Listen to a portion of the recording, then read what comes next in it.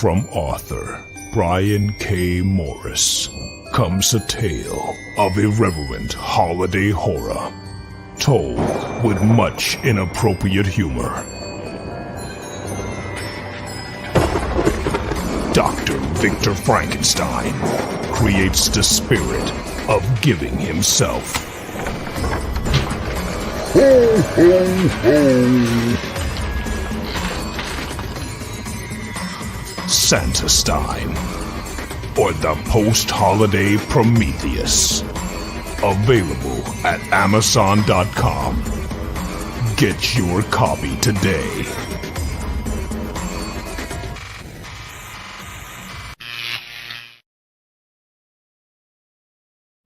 Thank you for tuning in to Nevermind the Furthermore, a Rising Tide Publications and Brian K. Morris production. Member of the Comic Book Advocating Network and sponsored by GeekInsider.com. Become part of our show with sponsorship and advertising opportunities. For details, contact advertising at GeekInsider.com or visit podcast.geekinsider.com. The Geek Insider podcast is available on your favorite app, so please hit the follow button and share it out to your friends, because if you don't, you might have to turn in your geek card.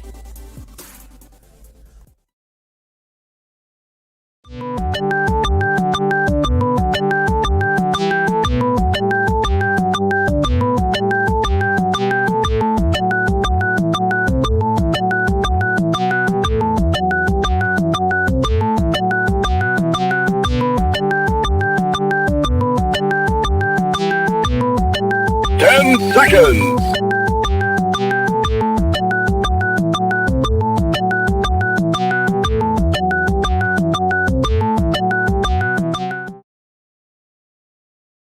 Now comes the part where we throw our heads back and laugh. Ready?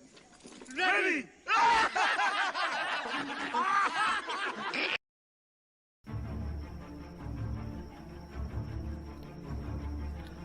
Welcome to Nevermind the Furthermore with your host, Brian K. Morris, independent publisher, freelance hybrid author, award-winning playwright, and former mortician's assistant. Beware, beware. That might not be a phone jingling in your pocket. Join the Nevermorians for morning mischief and madness at 10 a.m. Eastern, 9 Central. Your sense of humor is the only thing you need to wear.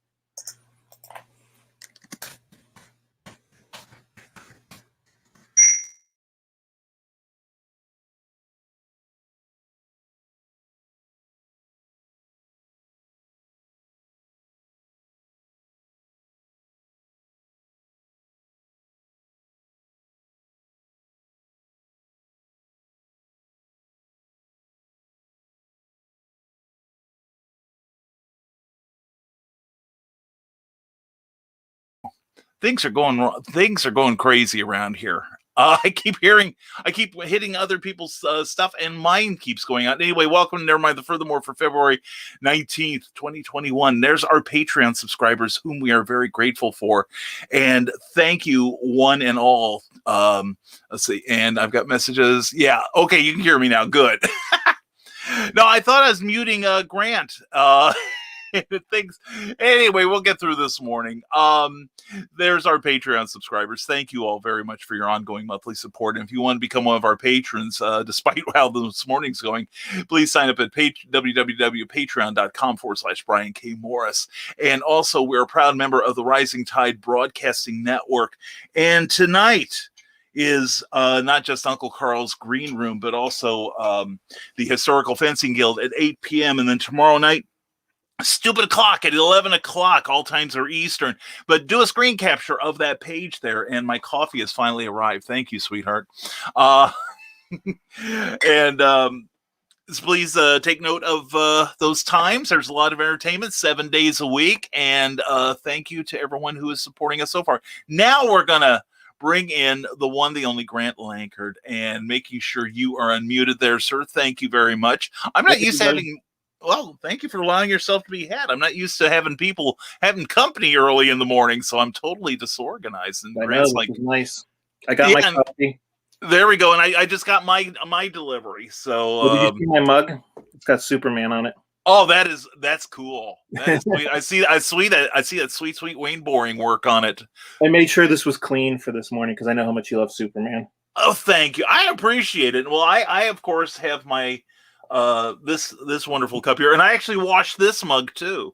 Well, your mug's better than mine, but well, I don't know about that, but it's a close second, Grant.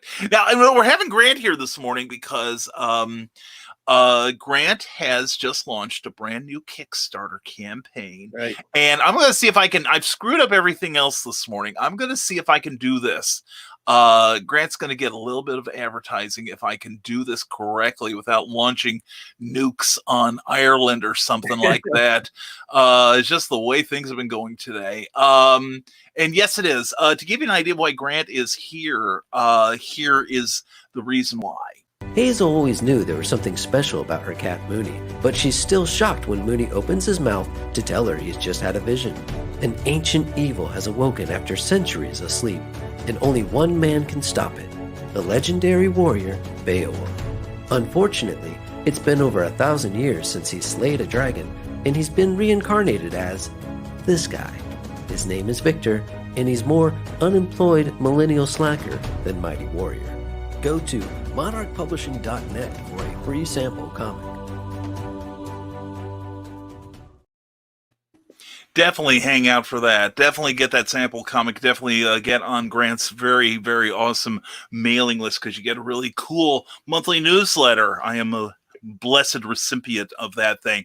So anyway, Grant, introduce yourself. Tell everybody why you're so wonderful and what this Beowulf thing is about. Hi, my name is Grant Lankard. I have one anthology comic book out, and I've just recently released my second comic book. It's called Beowulf. It's on Kickstarter now.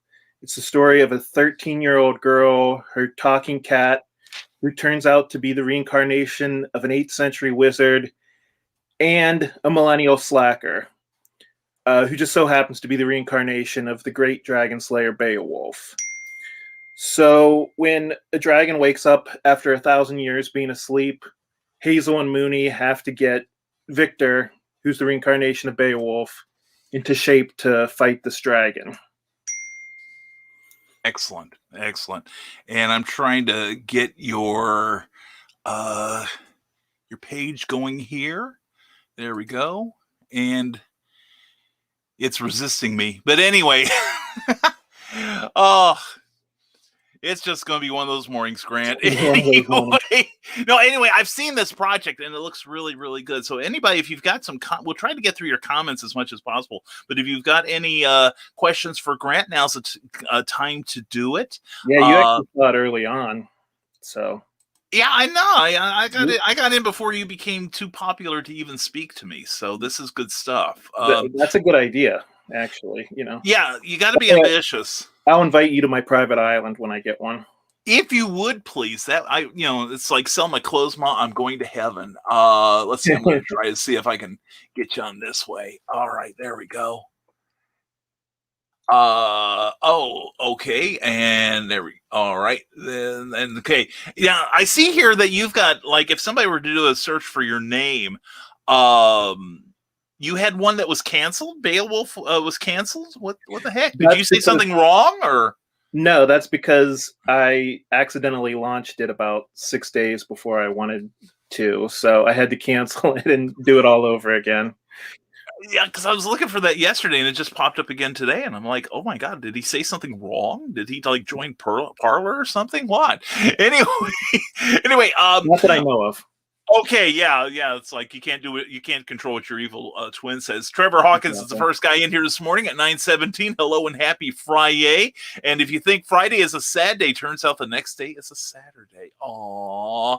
And Michaela Jade is here. Thank you, darling. And she got beat here, and she's looking for more subscriptions.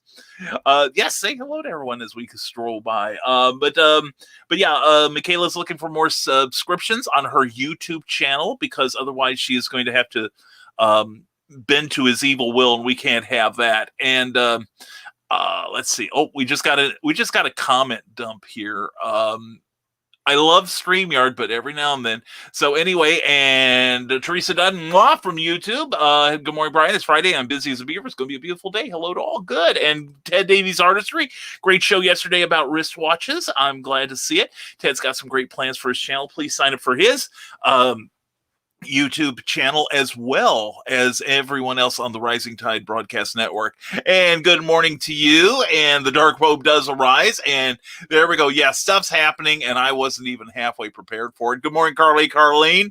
And coffee and a trumpet volunteer. I feel special. Yes.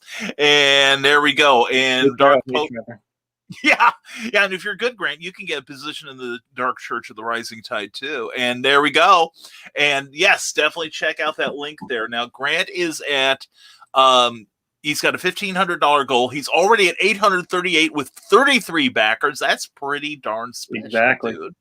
Very well done. I wanted it to hit halfway before I went to bed last night, and I swear to God, it was at 48% for like 3 hours straight. Oh no! I was just like, please, one more person back me. Yeah, a lot. We talk about that a lot, having run or helped out with campaigns myself. And this being your first Kickstarter campaign, you are aware of what an emotional roller coaster this can be. Right. Yeah. Oh, and Amy Hale, great show with George Sorrell last night. Please check it out on Amy Hale's YouTube channel. That was a lot of fun last night. And now Amy Hale is going weekly with Creative as Hale every Thursday night at 8 p.m. Eastern, 7 p.m. Central. And next Tuesday, you do, yeah, it's a fun show. Yet. Oh, you've got to. Amy and her husband, John, are wonderful. And George Sorrell is just such a joy. He's not only just an author and publisher, he is also a voiceover artist. So he's like he wears many fezzes, and love the new countdown. Thank you very much. We credit the Skunk Rocker for that one. He made that for us. Thank you very much. Player one ready more than I am this morning. And cool new countdown. Thank you, Amy. Yeah, and sounds like an 8-bit game loading up, doesn't it, though? I love that 10-second warning you get. Bill Sarn says, happy weekend, Fezzy Man, and all the freaky Friday Morians. Warmer weather is on the way. Yes, here in Lafayette, we're expecting low 40s by the weekend. That's right, Carl, muted for your protection. I got in the door. Grant will verify this. I got in the door like about 5 minutes or so before, and then we were having a little kerfluffle because we didn't have his graphic ready, which we do now. I should probably bring that in here for Beowulf. Yes, and he is at 8:38. Anyway, we'll do that once we catch up. And yeah, microphone, we've got one. We choose not to use it, however. So yeah, it's been one of those mornings. We're gonna skip all the Trevor. Anyway, hashtag bring home cookies. She's in the next room sleeping through all this. And yeah, I keep hearing a bell this morning. Is that from you, Grant? Oh, yeah, that was... I'll turn off my text messages, sorry. Okay, yeah, and I got a phone call while I was on the air too, so it's like, Bill, you don't have any audio? Well, you can fix that easily, but we're not listening to you. And tell me you paid the audio. No, we didn't. And No, it's just you, Roy. Sorry, Roy McCarthy. Glad to have you here. And Brian, someone get this man a microphone. Yay, fixed it. Finally, finally did. We're gonna skip through all the nasty comments. Enough about the show hosts' inability. And yeah, Carl, you guys should have this memorized by now. And if you haven't signed up for the YouTube channels from the Rising Tide Publications groups, you should.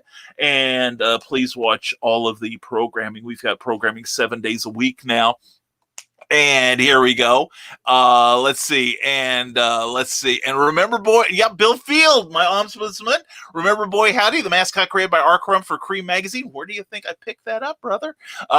Boy, howdy, yeah. And good morning, my fellow Brian and Nevermorians. Let's embrace the fry of yay and frolic into the land of weekend bliss. Grab the weekend by the ankle hairs and submit it to your will. And then Christian died. Brian Rodman, good to see you, buddy. And Brian Rodman's going to be launching his own campaign very soon too. And good morning to you, Teresa and Ryan Permisson. Good to see you, Nevermorians. How are you? What's up, Grant? See you tonight. Talk about that. Or you're going to be hanging out with Ryan, my pal Ryan here. Right. I'm going to be on Nerd Culture tonight. We're going to be talking about the Predator movies and who we would like to see the main character, the Predator, go up against. Oh, man. Oh, that sounds good. That sounds really good. If you guys have any ideas, feel free to let me know on Facebook. Or you can just watch the show and comment. Even better, watch the show. Because Ryan is terrific. You're going to have a really good time. You really are. Yeah, he's a good guy. Yeah, and Brian Rodman seems to recognize you. You are becoming... You're becoming famous. And yeah, Superman is number one. That's awesome, Grant. Well, Ryan, indeed he is. See? Right. Really? There was our screen capture. You have a tattoo, but I don't know if you can see. Look at my Oh, that's lovely. Yes. That's how I knew I picked the right girl, right? Oh, I gotta tell you, I go to the Superman celebration and every year, and one of my friends the name may or not mean anything to you, but he was a super Superman fan and comic book collector to boot. And he was dating this woman, and they started talking about comics and stuff. And she goes, well, my father worked in comics. And she goes, do you know the name Dick Dillon? Oh, wow. Yeah. And he told me that was when he knew that this woman had to be his.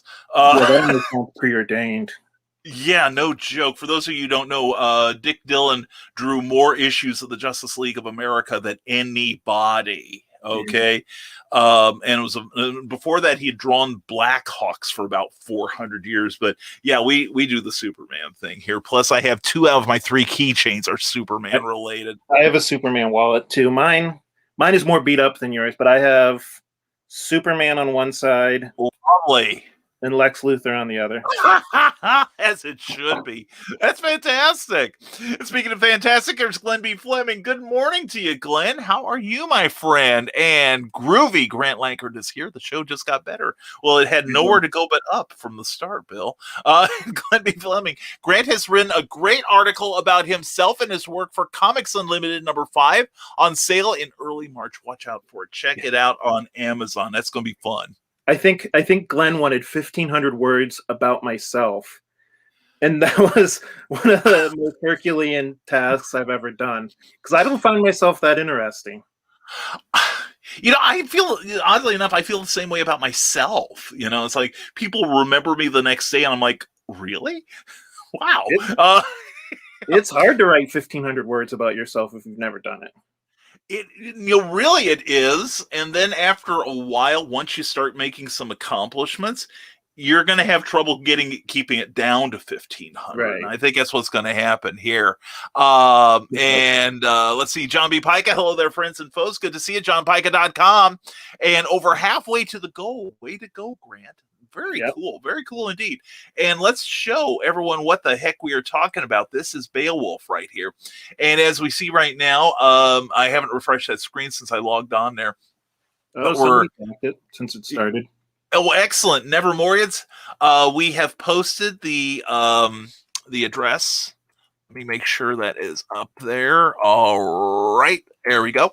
I trust that's going to work, and it's going to take a second here for my Steam-driven laptop to get that address on the screen. But once you see that, folks, please consider giving this a look. Definitely check out that video that you see a little green arrow there for.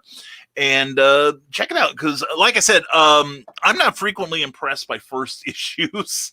And this is regardless of who publishes them, because you've got Growing Pains and such. But this was what I read of. This was very well done, seriously, and that is the reason I wanted Grant on here, because he did such a good job, and he's put up with so much grief from me during the growth process here. No, you told me exactly what I needed to hear. So when I started out with this, how should I put this? I was just a little bit naive about how easy it was going to be to get the people at Image to look at my comic book. I didn't realize, you had to have like 5 or 6 comic books under your belt before the guys at Image will look at you. And it's almost like, I've heard actors talk about getting an agent. Like, at the point when you finally get a comic book publisher, it's almost like you're at the point where you don't need a comic book publisher. Yeah. And one thing I'll tell you, and I know I'm speaking for a lot of the Nevermorians, that working for other people is cool, and it's a great boost to the ego. Right. But you're going to wind up doing the same amount of work if you want people to see your project. And it's true of not just comic books, but it's true of publishing, in general. That, people think, well, I've got one of the big 4 taking my book, I can just sit back and get ready for my appearance on The View. Nuh-uh. They'll do that for Stephen King, but mostly what, if you notice, a lot of advertising is for people who have already made it. Yeah. And, if you're just starting out, regardless of how talented you are, the big publishers are not going to give you the same love that they would give to somebody with a track record. Right. But no, this is a strong start. It really is. And please, we will be posting. We have posted the link, and we'll get to it soon. Trevor Hawkins would like to know, Grant, did you read Beowulf when you were in school? So I did read the actual poem, but that's not where I first got into Beowulf. My parents had these hardbound books. I think they were one of those deals where, like, they just take $20 out of your checking account every month, and then they send you a book. So we had like a bunch of these fairy tale books, and one of the ones that they had was Beowulf. And I remember the reason why it stood out to me was, as I was reading it, I thought to myself, oh my God, this sounds like a comic book. And that was when I realized that really, when you get right down to it, the whole superhero thing has been around for thousands and thousands of years. These superheroes we like are really just updates of Hercules and Odysseus, people like that. Yeah. Or Samson from the Bible. Samson, right? Yeah. Or, any of the characters, and I shouldn't say characters, but any of the people depicted in there. Look at Jesus Christ. A lot of what he did was super heroic. Right. Yeah. If you watch Man of Steel, there's maybe 1 or 2 allusions to Superman being used. And I'm being sarcastic, of course. All just allusions. Yeah, just because during the viewing I saw the movie, just because they were passing a collection plate around, I didn't understand that at all. And yes, he's here, Pops Van Zandt. Good to see you, brother. And here's as great an endorsement as you'll ever get. Glenn B. Fleming, a very talented man himself. Check out his work on Amazon. Says Grant's book is really great, so back it, everyone. That means a lot. I know he's picky. Yeah, he is. He really is. So when Glenn B. Fleming tells you got a quality product out there, man, it's time to take a victory lap. And the Legend of the Traveling TARDIS, good to see you, Christian, says, Grant, do you need a cabana boy? I need an application. Maybe a cabana girl. I don't know about a cabana boy. We're not here to judge. Anyway, maybe you can talk to Angie about that. Yeah, there we go. Yeah, that should be interesting. Yeah, Angie should have been tuning in right now, and she's probably going, oh my God, he's on this show. Oh, yeah, anyway, I saw her comment. Okay, good, because we'll get to it. Ryan Permisson, lots of great programming this weekend, starting with Predator versus featuring Grant tonight at 7 p.m. Eastern on Facebook and on YouTube here. Please check it out. Check out Ryan's stuff. He's good. And yes, Pops Van Zandt has now appeared mysteriously on YouTube, where once he was at Facebook. What other powers does he have? And Brian Robinson says, Grant, what made you pick Beowulf as your main character?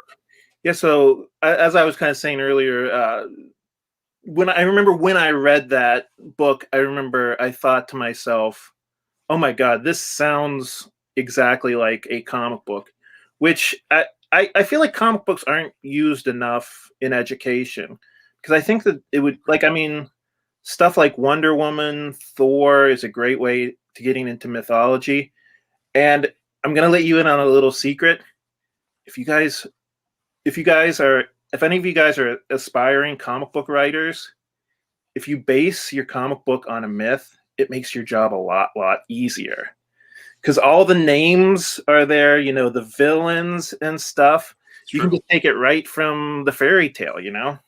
Yeah, hell, Disney's made made movies for the better part of a century based on, you know, Hans Christian Andersen and other the Brothers Grimm, other fairy tales. And well, you know, it's like I keep, you know, saying that we, as creators, contemporary creators, we stand on the shoulder of titans. And even Superman is an amalgamation of other characters that have come beforehand. And then Superman is largely based on other characters and Superman. So, you know, we all build on the foundations that others have built long before us. Don't even get me started on Star Wars. I mean, Star Wars was taken from so many different places. Like, I mean, he stole stuff point blank from other TV shows and serials.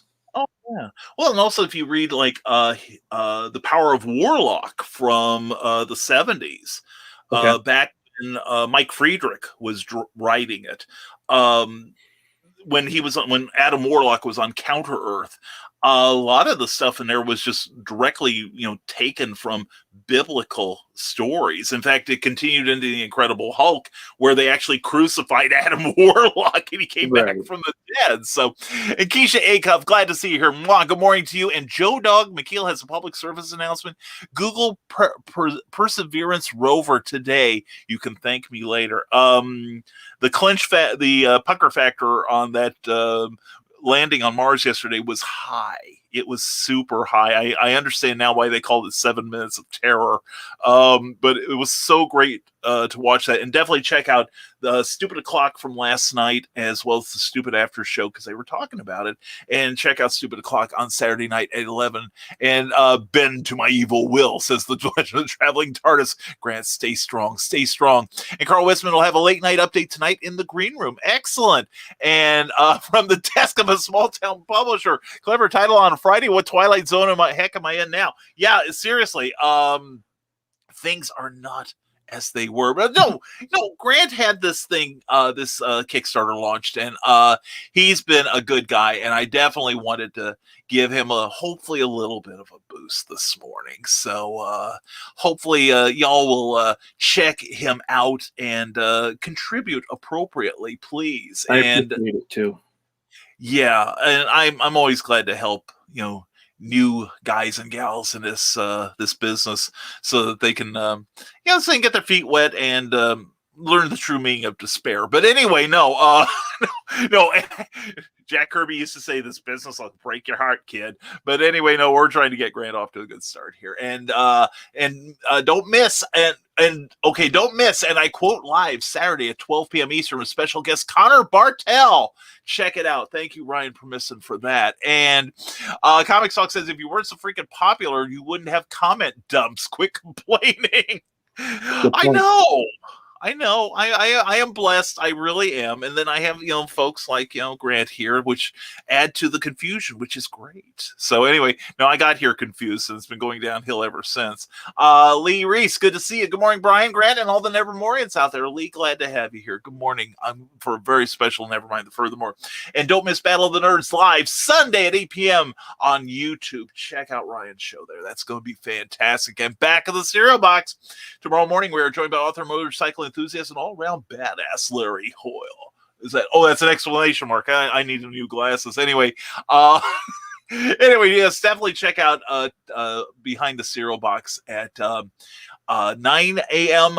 Eastern, 8 a.m. Central. It's a good time. And here we go. Now, do you want to read this, Grant? It's a Trevor thing, or not Trevor, but a Christian thing. Do you want to read that?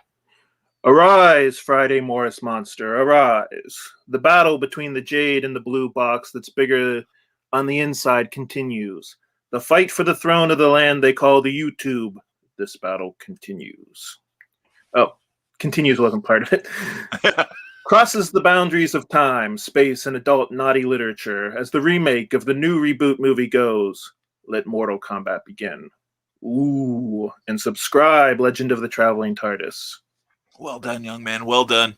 I don't let everyone read Christians' things here, mostly because we need to pre-screen them. But anyway. I thought you were trying to trick me into saying something naughty for a second there. Well, that could have happened.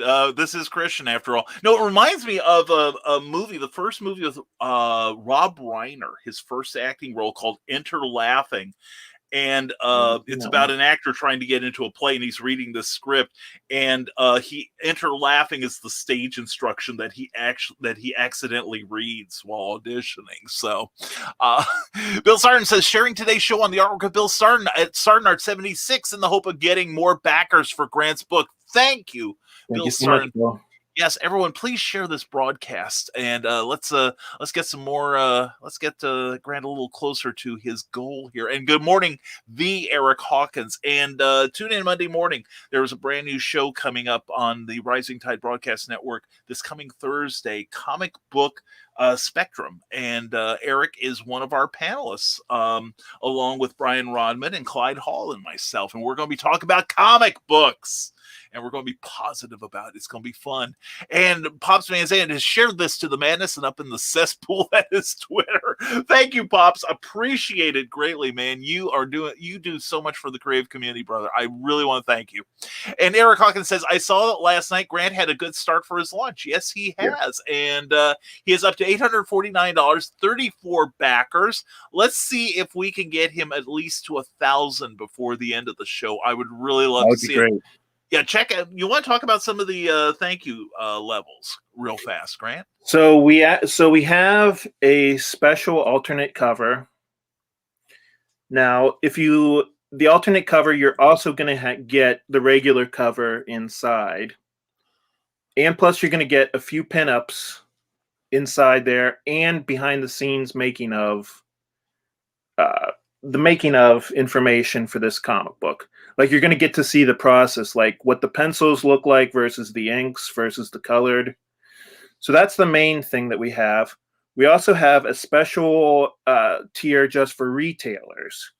So if you buy 4 of these comic books, you get a little bit of a price break.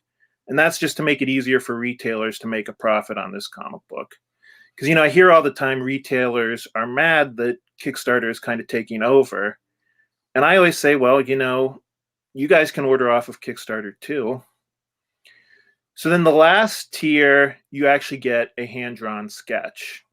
And I'm still figuring out what I'm going to do with that. And maybe part of that is going to be based on how many people order it. Because, quite frankly, if 50 people order it, I might not be able to do too detailed and still get them out in a timely fashion. But for $50 to get a hand-drawn sketch, that's pretty cool. You don't see that too much in Kickstarter. No, you don't. That's true. That's true. And you can see some of the artwork cascading across your screens right now. That is lovely stuff. Good storytelling there, Grant. Thank you. Nice use of color. And what I really like, just commenting off the cuff here, you draw normal people well. Right. That is something that I think a lot of create artists don't understand these days, that you can't draw just, basically superheroes, which are basically naked people in spandex. Right. But drawing real life people, the ones who are actually the gateway to the story itself. takes a considerable amount of skill. So well done. So folks, you've just gotten a taste of some of the artwork from Beowulf, and check out the pledge levels and see which one fits you, and then go up to the next one. Anyway, Carl Witzman, always on the upsale. Don't forget to like. I just remembered, so don't let it slip your mind. That's right, folks. If you're enjoying any part of this, please give the video a like, regardless of the platform you're watching on. And we have somebody here who security obviously was slipping. Angie Duda says, good morning. Thank you, Brian. Thank you, everyone. I'm at work, hiding in a corner to peek in. I know Grant and I appreciate this community. Well, we appreciate you For too. anybody Thank who you. doesn't know, this is my wife. Oh, now to ruin her reputation. Way to go, fella. Anyway, anyway, we're glad you're here, Angie, so much. Hope, and your boy's doing us proud. And Joe Dog says, now for my witty post-it. All right, excellent. And let's see. Here we go.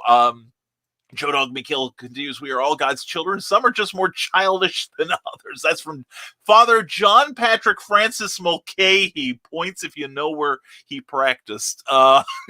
And let's see here. We're going to skip some comments just to get catched up here.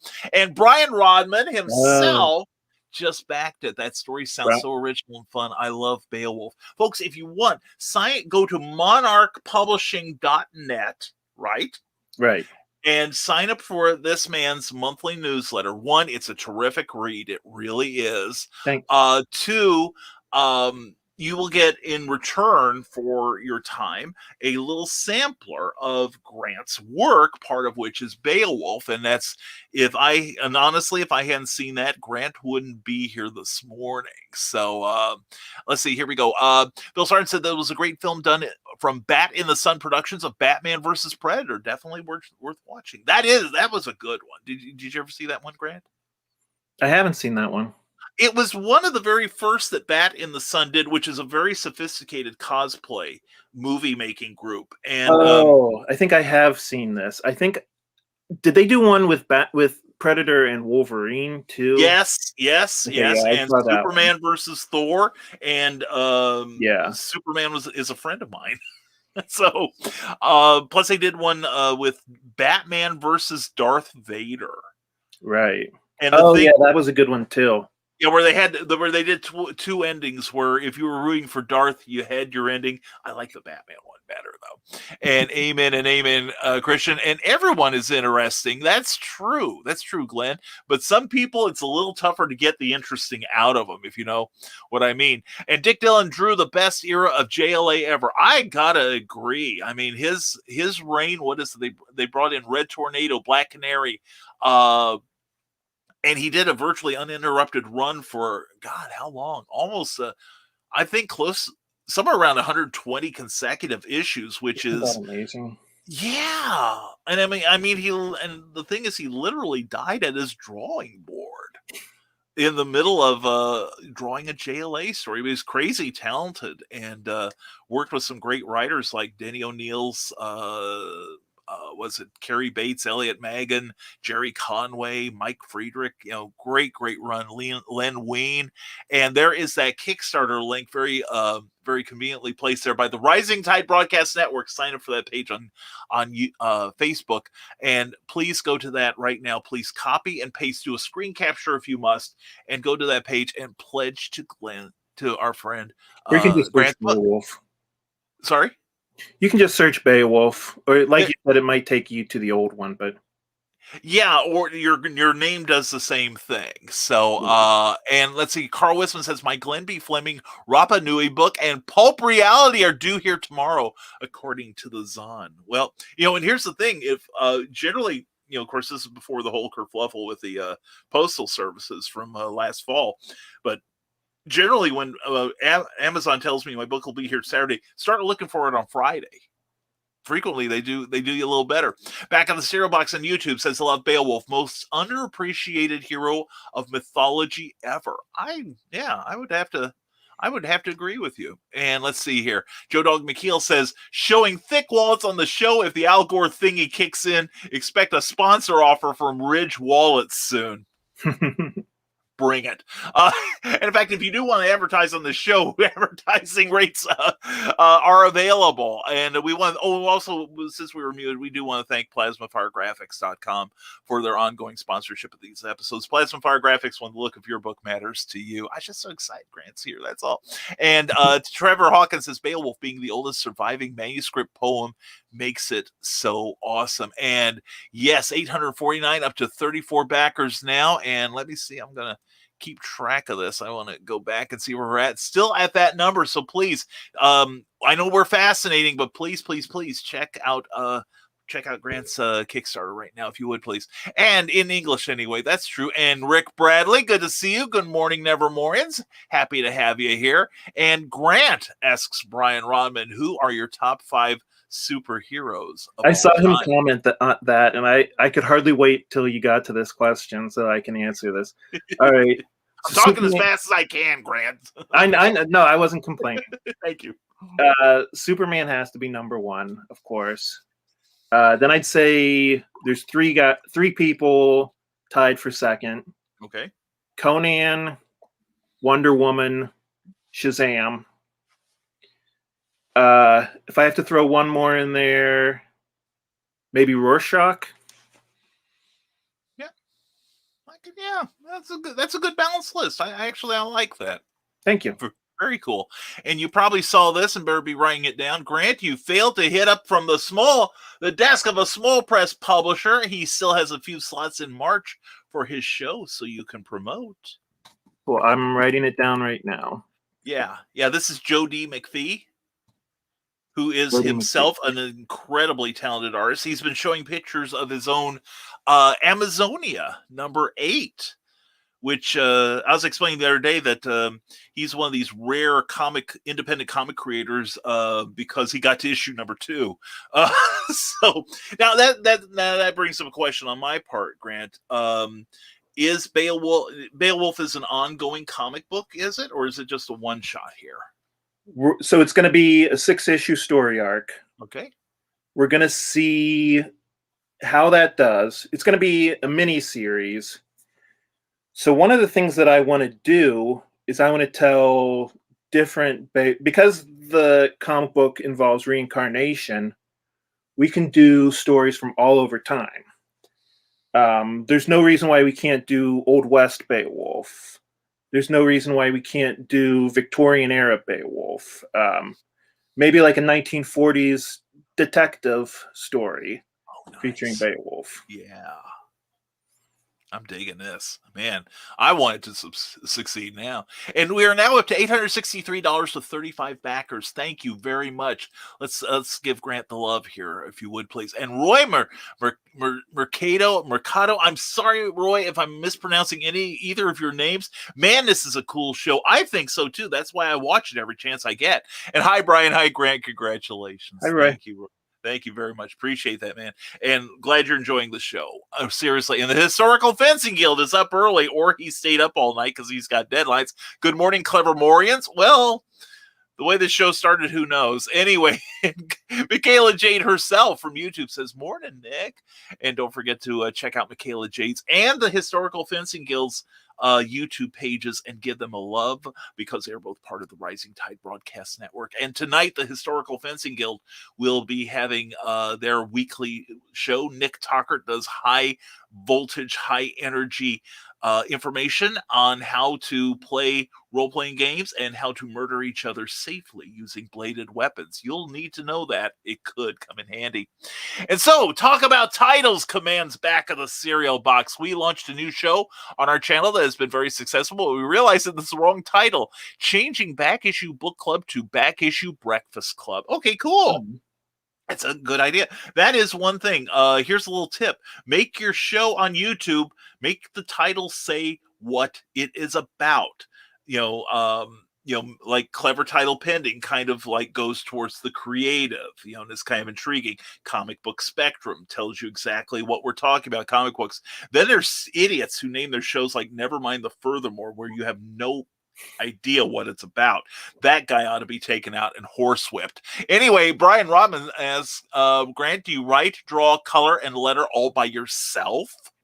So I have one friend who's helping me out with the art named Antonio Brandau. Okay, He's a professional artist who's done all types of comic books. cool. As for the inking, the coloring, and the lettering, I'll let you in on a little secret. The guys in the comic book are all pseudonyms. I do all that stuff myself. So why did you pick pseudonyms for that? So I remember somewhere reading that the Coen brothers use pseudonym, like they do everything. They write the script, they edit it, they do everything short of like actually holding the lighting. They do pretty much everything. Yeah. And they use pseudonyms because they don't want people to it's kind of pretentious when you watch a movie and it's like written by the same guy, edited by the same guy, you know.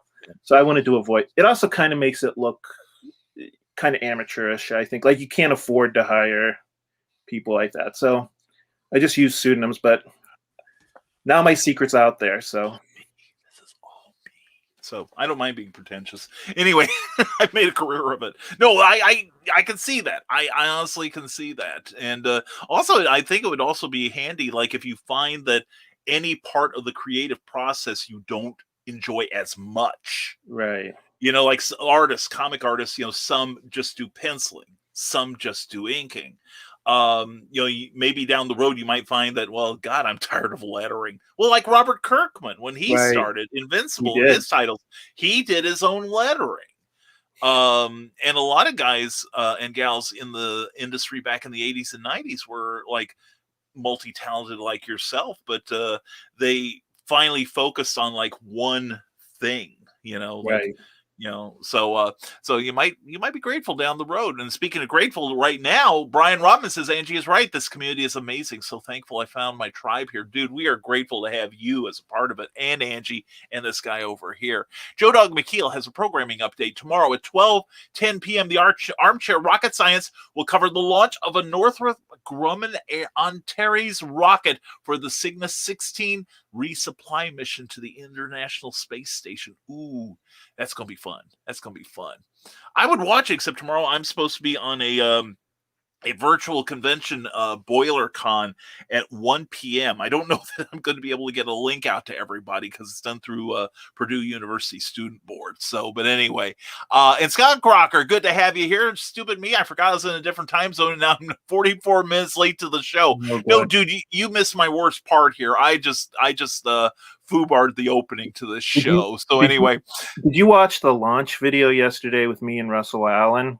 I missed that. No. So Russell Allen was nice enough to help me do a launch video for like a live video. Yeah. What I didn't realize was we're in different time zones. Oh, So, yeah. like I'm downstairs doing dishes, like trying to get mentally ready for the launch video. And I finally check my cell phone, and poor Russell Allen is like, "Hey Grant, are you there? Grant? Grant, are you there? Grant?" I had like 10 messages from Russell. He's an hour later than me. Oh God, I felt so bad. Well, you know where he, you know, to bring him down a peg. Do you know where he got that from? Oh, really? The very first time we had a show, he was running late, and I'm like 2 minutes till and it was for Indie Event. It was a special episode of Clever Tile Vending, and I'm like 2 minutes up to the thing. I'm like, I'm in the studio. Where are you? At least I knew I would be running late today, so I tried to warn you, and you were here on time. God bless you. But Russell was like, oh crap. So he got ready. So I'm thinking you need a trauma like that to make you look professional later. You know what I said to Russell though? It was kind of a good thing that mix-up happened, because it kind of pressured me to hit the launch button on the Kickstarter. Because if I had time to think about hitting the launch button, I would have second guessed myself a million times, like, oh, maybe I should make, my minimum lower, stuff like that. So it kind of got me out of my own head a little bit. That's good. That's good. Yeah, because Exactly. I think I've told you, I second guess myself constantly, on everything, but you just sometimes. But the fact is, you did it, In all seriousness, the fact is you pulled the trigger on, and how many people don't even get up to the starting blocks? Exactly. So you're already doing great. You're at $863 from a $1,500 goal with 35 backers. And again, folks, please consider supporting this man's Kickstarter here. I'm going to put that link in once more. A couple people have backed since this started. That's good. Yeah, and thank you so much, everyone. Thanks, Nevermorians. Yeah, thank you. Really, we try to vet these projects so that only the good ones get to you, and we've got some more people coming up in the creative field of comics soon. So keep your eyes open for some special episodes of Clever Title pending. And Carl Westman says it's okay, Skunk, you are here, and that's what matters. I agree completely. Joe Dog McKeel says, "Ooh, I got a good one, Grant. If DC or Marvel came to you and said any property is yours for the next 10 years, which one would you take? And what would you change?" Okay, so I said my favorite ones.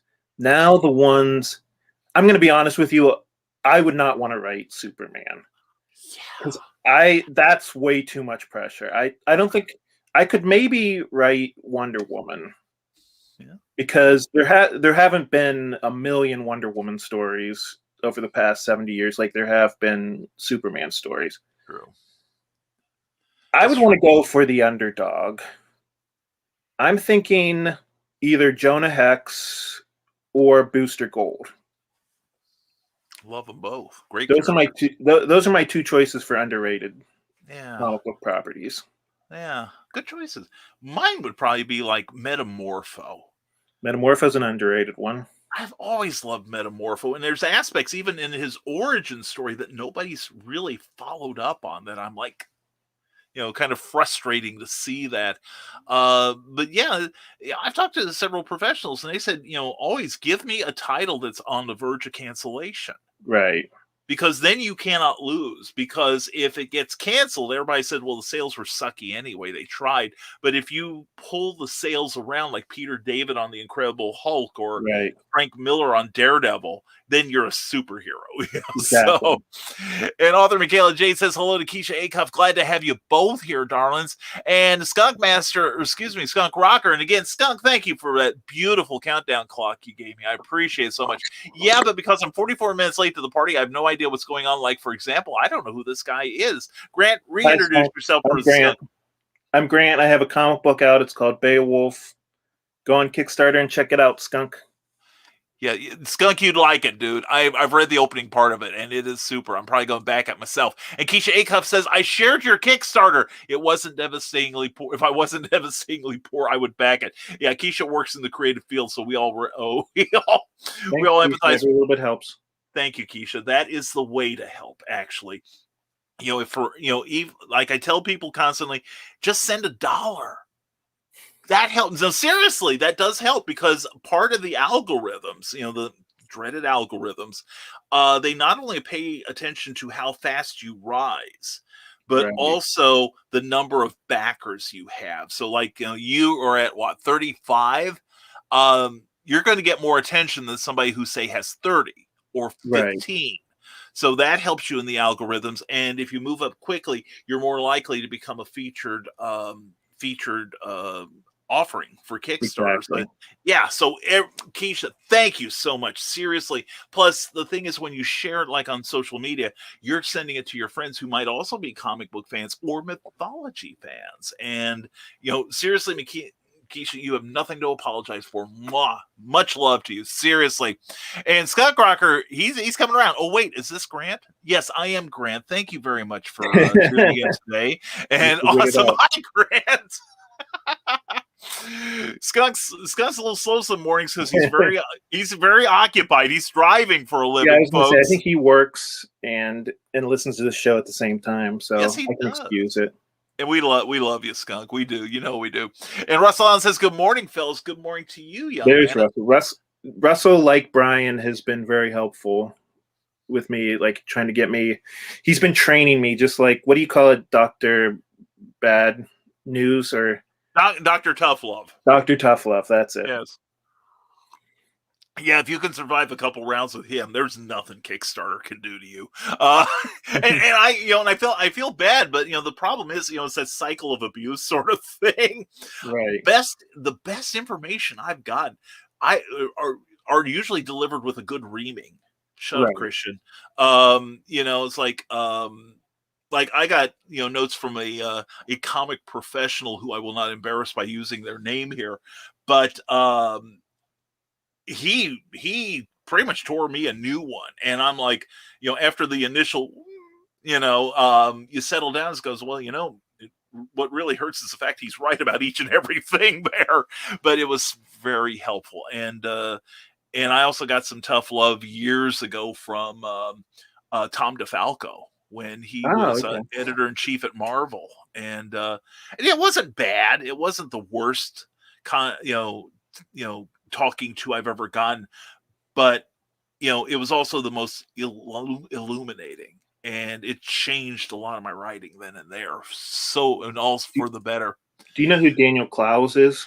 Oh yeah. Yeah. What is it? Eight Oddball or what? I'm trying to think. 8-Ball. Eight Ball. That's it. He Yes. did the comic book that Ghost World was based on. Yeah, that's right. That's right. So his stock answer when people ask him, "How do I get into the comic book business?" is don't. Yeah. And the reason why he says that is because he figures if one person saying to you, "Don't get into the comic book business," is enough to discourage you, you probably shouldn't have been in the comic book business to begin with. That's brilliant. That is brilliant. Well, that's true, and you've maybe have experienced a little of it already, but Oh you, yeah. um, that like I quoted Jack Kirby earlier. He used to tell kids comics are going to break your heart. And look at as much as he accomplished, look at all the crap he went through during his Right. career, and that's a great point. And you're always going to get people who will try to pull you down. And now, have you gotten anyone yet who's waiting for you to come to your senses about this, and get a real job? So, well, that actually happened to me after high school. I think I told you, after high school, I wanted to be a comic book artist. And, of course, everybody told me, oh, you have to get a real job, which is why it frustrates me now when I see people charging like $400, $500 for their original art. And I'm like, oh, God, why didn't I go into comic books instead? Yeah. But so, yeah, I ended up getting an office job. And yeah, some people are meant for the cubicle and other people aren't.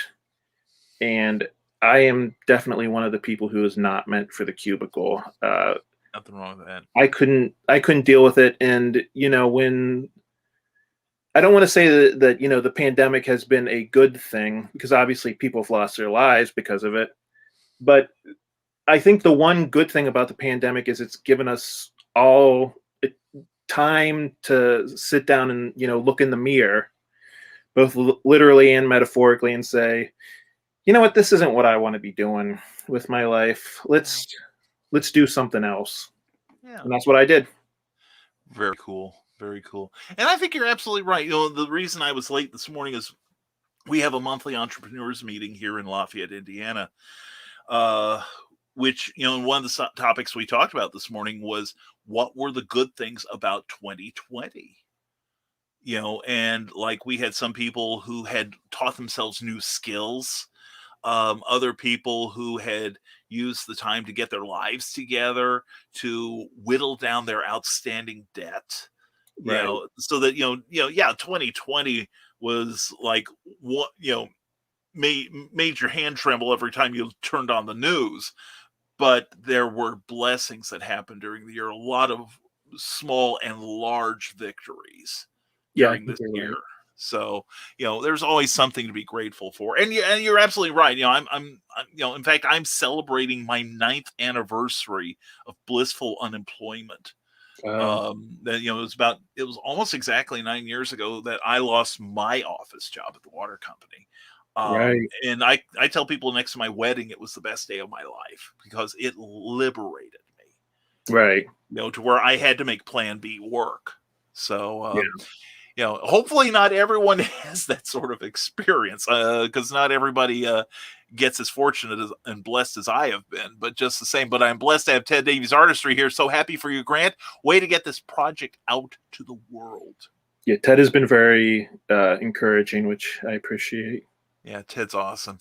And Skunkrocker says, you don't know what Nevermind the Furthermore is about? I thought the title of the show was very apt. Nevermind Furthermore. That's true. That's true. We're kind of like the Seinfeld of creative conversation shows. There's just no rhyme or reason to it. And Historical Fencing Guild says, good morning, Michaela. Glad you found a name for your castle, even if it was the wrong one. And Russell Allen says, launching Grant in style with an awesome cross promo. I'll be posting in a little bit. Check out Xano Nanite Titan at that address there. Definitely check that out too. I don't know how much he wants me to talk about that. I don't know if he wants it to be a surprise, but we're doing a cross promotion. Check out our Kickstarter. It'll be on there later today. Now, this will also be on your Kickstarter as well. It is. Now, if this is not trying to pull the intricate details from you, but if someone were to pledge right now, is it something that they would benefit from later on with the cross promotion? Oh yeah, we're gonna backdate people who did us before. The only thing we're not going to do is we're not going to send out the cross promotion to people who do it digitally, because we're not going to waste the postage. You know. Ooh, it's a physical, tangible thing, right? Oh, Brian, you are such a clever interrogator. Law enforcement should hire you. Anyway, Carl Witzman says using pen names for different parts gives you an out too. If someone complains about the letter, you can say, yeah, he sucks. I fired him. That's true. Well, there's a reason. I have reasons why, Carl, in my books from Rising Tide Publications, the publisher is never listed. So, Russell Allen says, launching Grant in style with an awesome well, he's doubling up there, and that's cool with me. And Beowulf is at that address right there. Very good, Russell. Thank you so much. And Becca Colgrove, good to see you, darling. How are you, Becca here? Becca, I am delightful and charming. How the heck are you? It's good to see you as always. Hope you and your mom are having a great day and looking forward to a great weekend. And love the alter egos creating the books as back of the cereal box. Very cool. And hey to you, Becca. See you there. And Russell Allen says, and Beowulf is there. Okay, I think he's doubling up on the post, and there's nothing wrong with that. This stuff is so nice. Promotion. He's saying it twice, and there he goes. He's getting an endorsement from Rising Tide Publications. Go to that Kickstarter right now and please show Beowulf issue #1 a little bit of love. You'll be glad you did. Russell Allen said, "I said push the button, Grant," and after he was like, "Do it! Congrats, man, on a great launch." Well, seriously. In all seriousness, that is a fantastic launch. We are still. Let's see where we're at now. $863, 36 people jumping on that thing. Nice. And yeah, with 27 days to go. And they say that if the eternal they, that if you get at least 33% of your goal within the first 72 hours, the momentum should be able to carry you to the finish line. Right. And you are more than a third of the way to it. You're well over half there. Right. Congratulations. That's super. The only thing I'm nervous about is I was looking through the backers, and so far all of my friends and family members have backed. So now the problem is for the next 28 days, I have to rely on the internet, which is kind of scary, but yeah. We'll hope. Well, no, you keep promoting, you keep getting the message out there, and keep getting your face out there. Get in touch with From the Desk of a Small Press Publisher, definitely. Right. That's a fun show. You're going to have a good time on that. Joe really knows how to really have a good time. He's terrific. I love him, man. And in fact, he's going to be on my show in a few weeks. So the Historical Fencing Guild, Nick Tockard says, so as a solo creator, Grant, do you plan on taking your IP to other publishers? As you said, the IP of an immortal Doctor Who-esque reincarnating character seems right for expanding, a la Doc Savage. So... yeah, I mean, obviously, if Image gave me a call on the phone, I'd be like, yes, you can publish my comic book. I mean, I would be fine with doing that as long as, I get to keep the copyright. Oh, yeah. Well, and that's, one thing that separates like I don't want to call them fly by nights. That's too nice. But the real black hats in this industry, like we, talk about the Vanity Press, they always try to grab your IP. Right. And that's why I support things like Book Launchers, which offers a variety of editorial and graphic services to nonfiction publishers, including marketing. But they also stress that you get to keep the copyrights. You keep all the rights. We just help you pretty it up, and get the word out. So no, I get that. And who knows where this could lead? We've talked about you wanting to, and you've mentioned earlier about wanting to be a full-time comic book creator. That would be great. That is the dream. That is the Exactly. dream.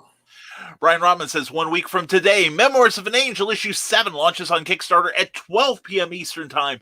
Pull back the curtain of the physical realm and enter the horror/fantasy comic book series about a ragtag group of infinite and finite beings who race through time and space to rescue a broken witch hunter from the clutches of the Dark Kingdom. It's The Lord of the Rings meets The Exorcist, and you can join the event page today on Facebook. Please check out that link there and give that some love. 1 week from today, and we're going to help with that. And yeah, that's going to be I read the first few issues. That really is a good series. And Harley Quinn and Joker. Oh, yeah, Becca, you got that right. And Russell Allen wants to know if Brian Rodman has a pre-launch link. Yeah, he's got that event page. Please check it out. And, oh, yeah, Trevor Hawkins. That's another on my list, The Metal Men. I love, and most of my stuff is like the Silver Age stuff and going back to the original concepts. Those would be great. Yeah. Now, Brian Rodman asked, Grant, have you followed Comics Launch at all? It's a super helpful tool that has benefited us in many ways. I actually had a dream about Comics Launch last night. I had a, what's his name? Thomas James. Yeah. I had a dream that I was getting yelled at by Thomas James for all the things that I screwed up with on my Kickstarter. Yeah. Well, Tyler James. That's it. Tyler James. Yeah. No, and when I did a Kickstarter for my Spencer Spook comic 3 years ago, he was super helpful. He was great. So, yeah. He's a very nice guy. He really is. He really is. And he's got some super advice. Plus, it's not just him pontificating. I mean, I've seen his campaigns. He's got this down to a science. The Skunk Rocker would like to have some sway over the Manatee Man. Oh, this sounds personal. The video or it didn't happen. Anyway, Brian Rodman says, Russell Allen, jump over to the event page. It will be more reliable than a Kickstarter page. We are posting updates every day, and it will notify you when we do our launch via Facebook Live. Definitely check that out. And let's see. And what is popping? Happy thing come to those who wait. That's true, Becca. That's true. And Grant, I will say, has done his research. He didn't just jump into this. He got, right. and I told him, get more opinions than just mine. For the love of God, get more opinions than mine. I've been annoying a lot of people over the past 2 or 3 months. I can't imagine. Anyway. None but love, man. None but love. And Historical Fantasy Guild. Oh, I am hip deep in my upcoming axe fighting manual. How do you approach your fight choreography in Beowulf? Seems that sword fighting would be a major theme.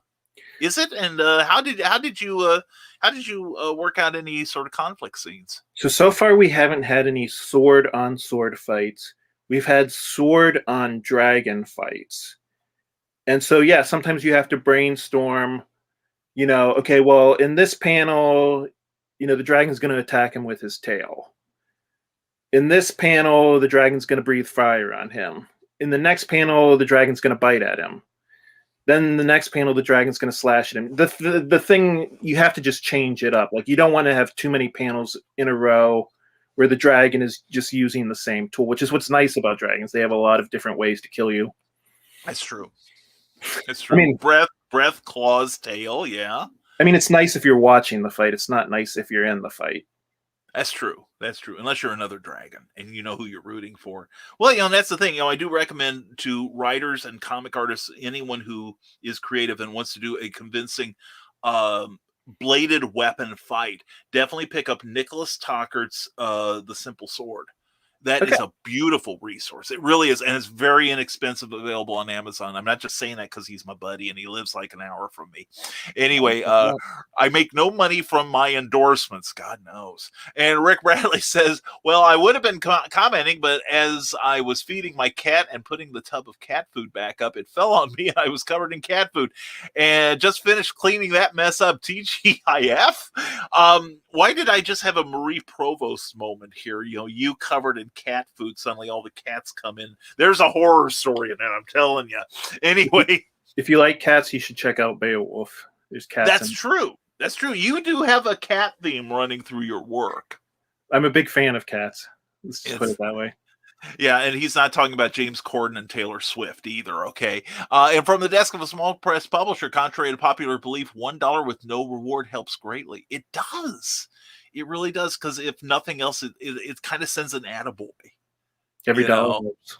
Yeah, it does. And like I said, even it then counts as a contributor, and that helps the algorithms. And that's unfortunately, we've still got to keep tabs on the algorithms. And Carl Wisman says 863 and 35 backers. Congratulations, Grant. You're doing grand. You're doing great. And Grant, can you hit me up on Facebook under Joe D. McPhee and send me a DM on the dates? I wrote your name down.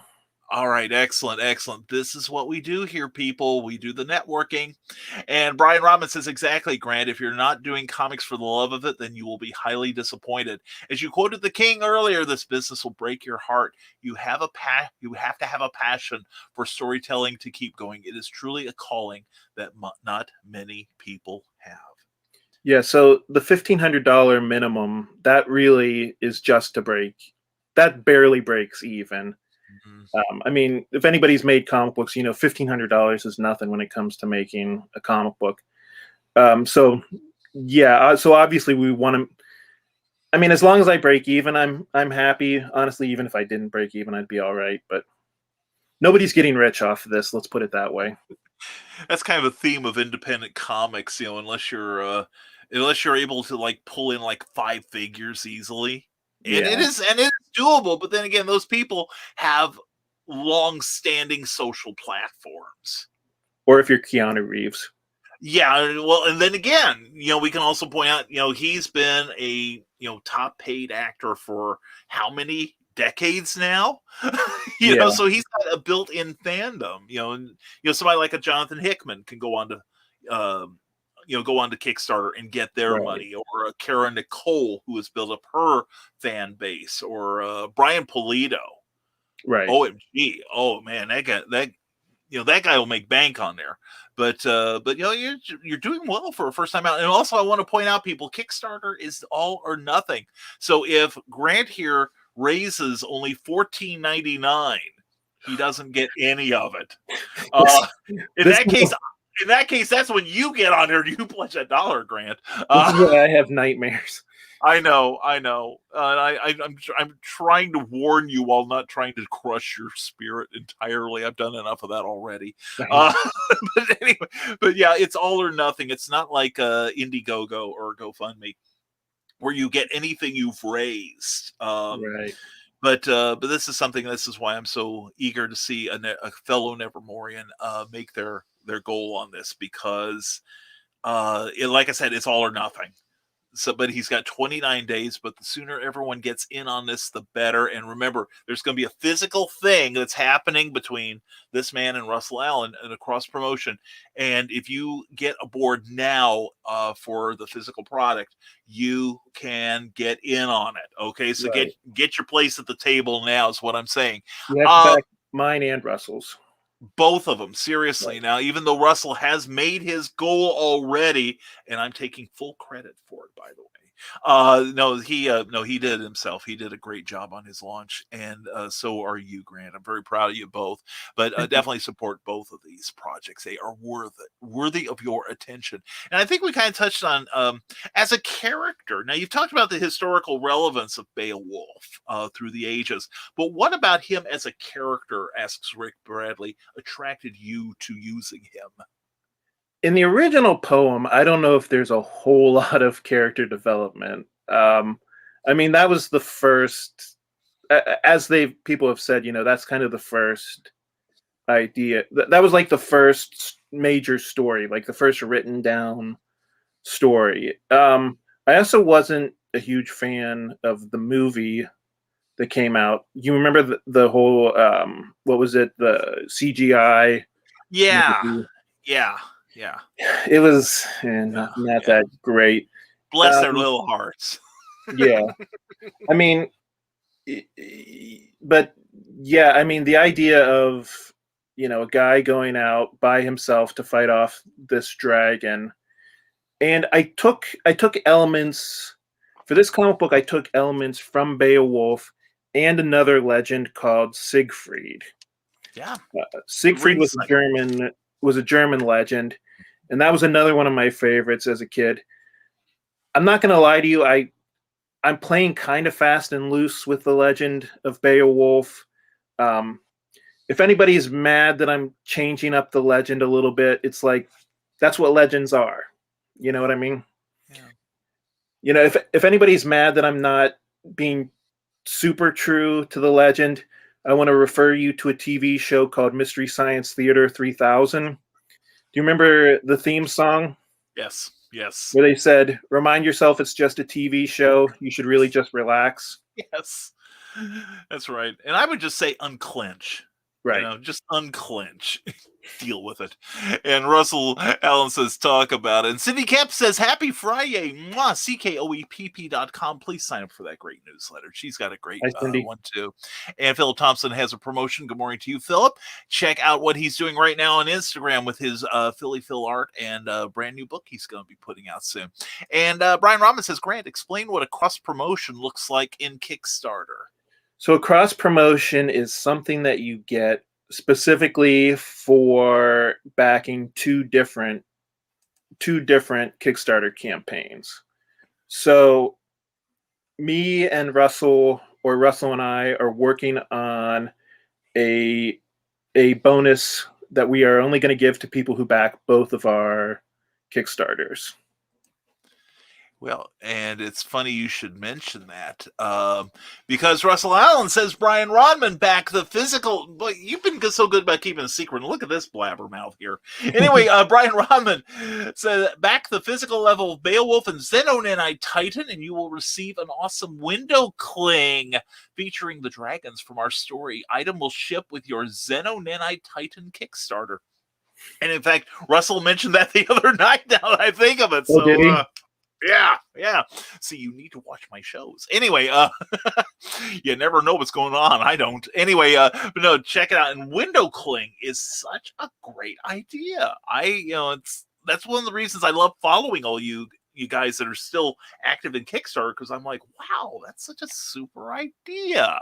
Thanks. All right. And also it's gonna. I told him, to put your website names around it is circling. Right. So.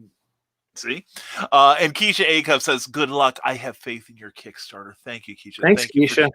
Thank you for sharing that. I appreciate it. And good morning to you, Cindy. Mwah. Glad to see you, CKOEPP.com. And John B. Pica, back of the cereal box, says, Grant, come on to my show and promote. I'm going to write that down, too. By all means, John B. Pica. Tell me when you got it. I got it. Okay, good man. And that's what the Nevermorians do around here. And Brian Robin says, Russell Allen, done good, sir. And Coyotes and Wolves, oh my, from Amanda Tucker. Check it out. Also check out Cool RPGs and Sword Play, too, from Nicholas Tockard. And don't forget his show, the Historical Fencing Guild, tonight at 8 p.m. Eastern, 7 Central. And I have a network with a streaming channel on Roku that wants back of the cereal box, but they want to own it. No thank you, says John B. Pica. Amen. Because once you give up those rights, you don't get them back a lot of the time. So, John, I think you're doing right. Good for you, man.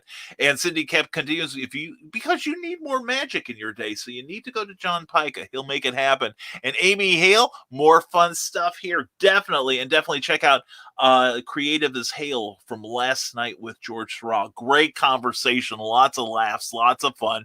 And Rick Bradley says, I know I would like to bring back Dracula for Marvel Comics, maybe the rest of the Universal monsters as well. Oh, yeah. That'd be fun.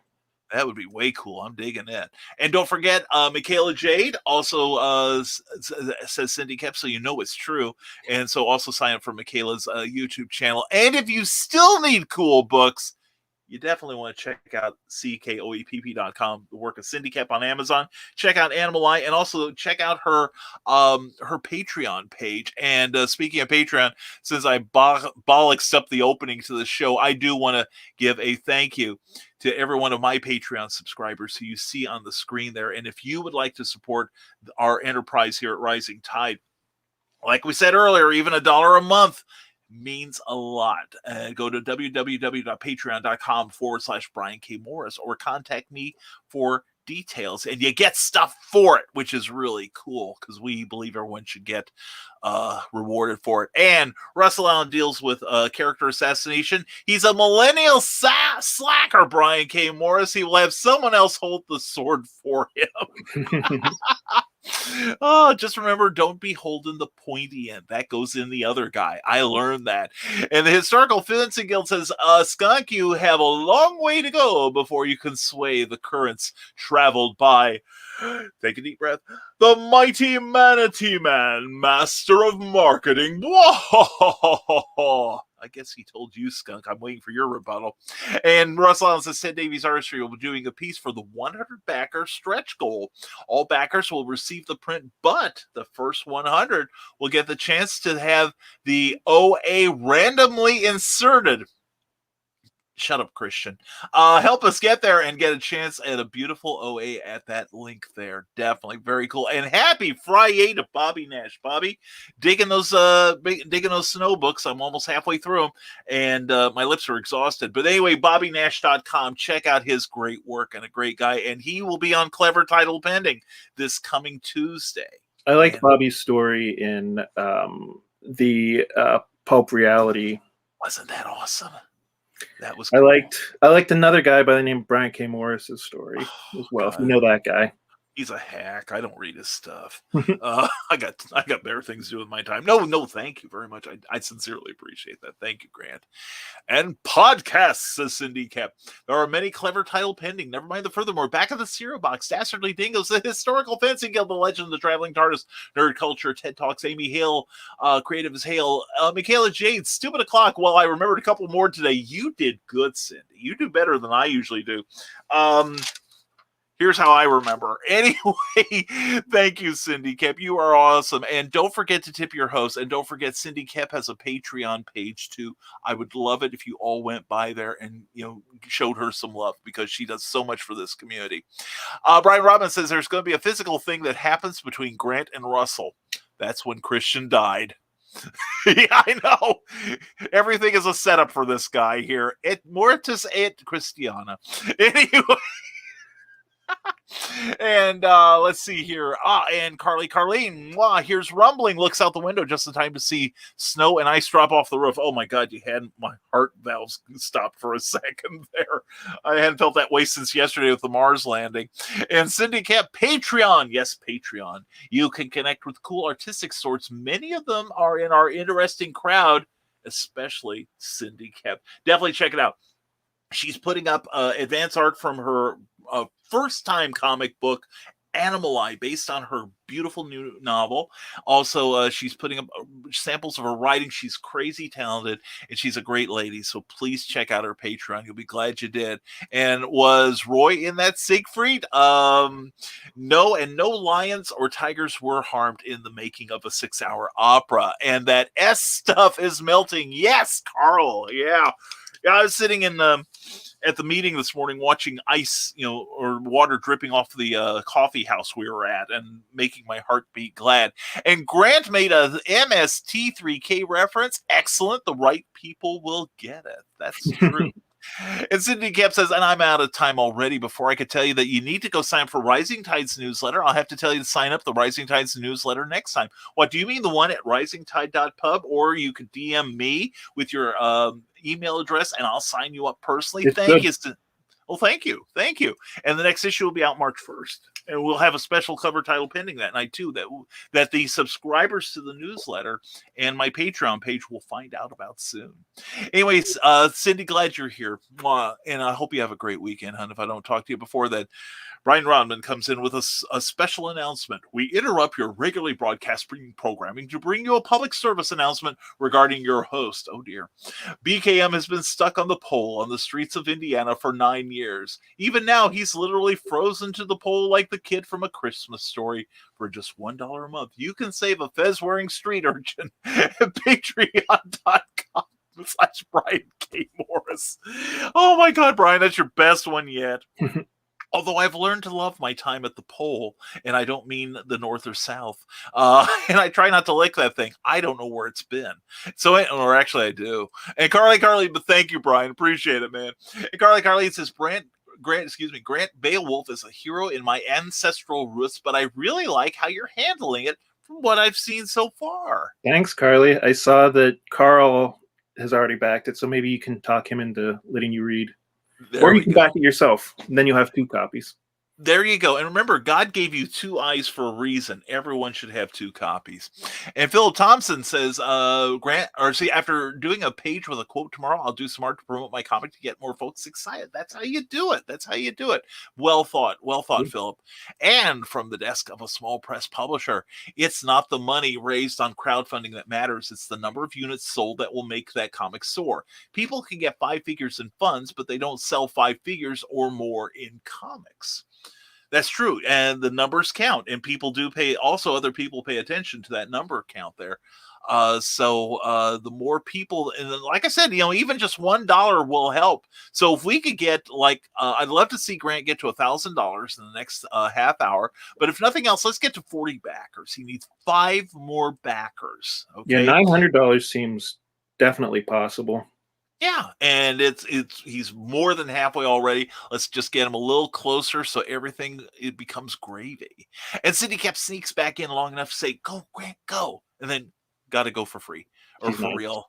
She's awesome. She is fantastic. She really is. Her jokes kill me, but other than that, she's very nice. And maybe why she's doing it now.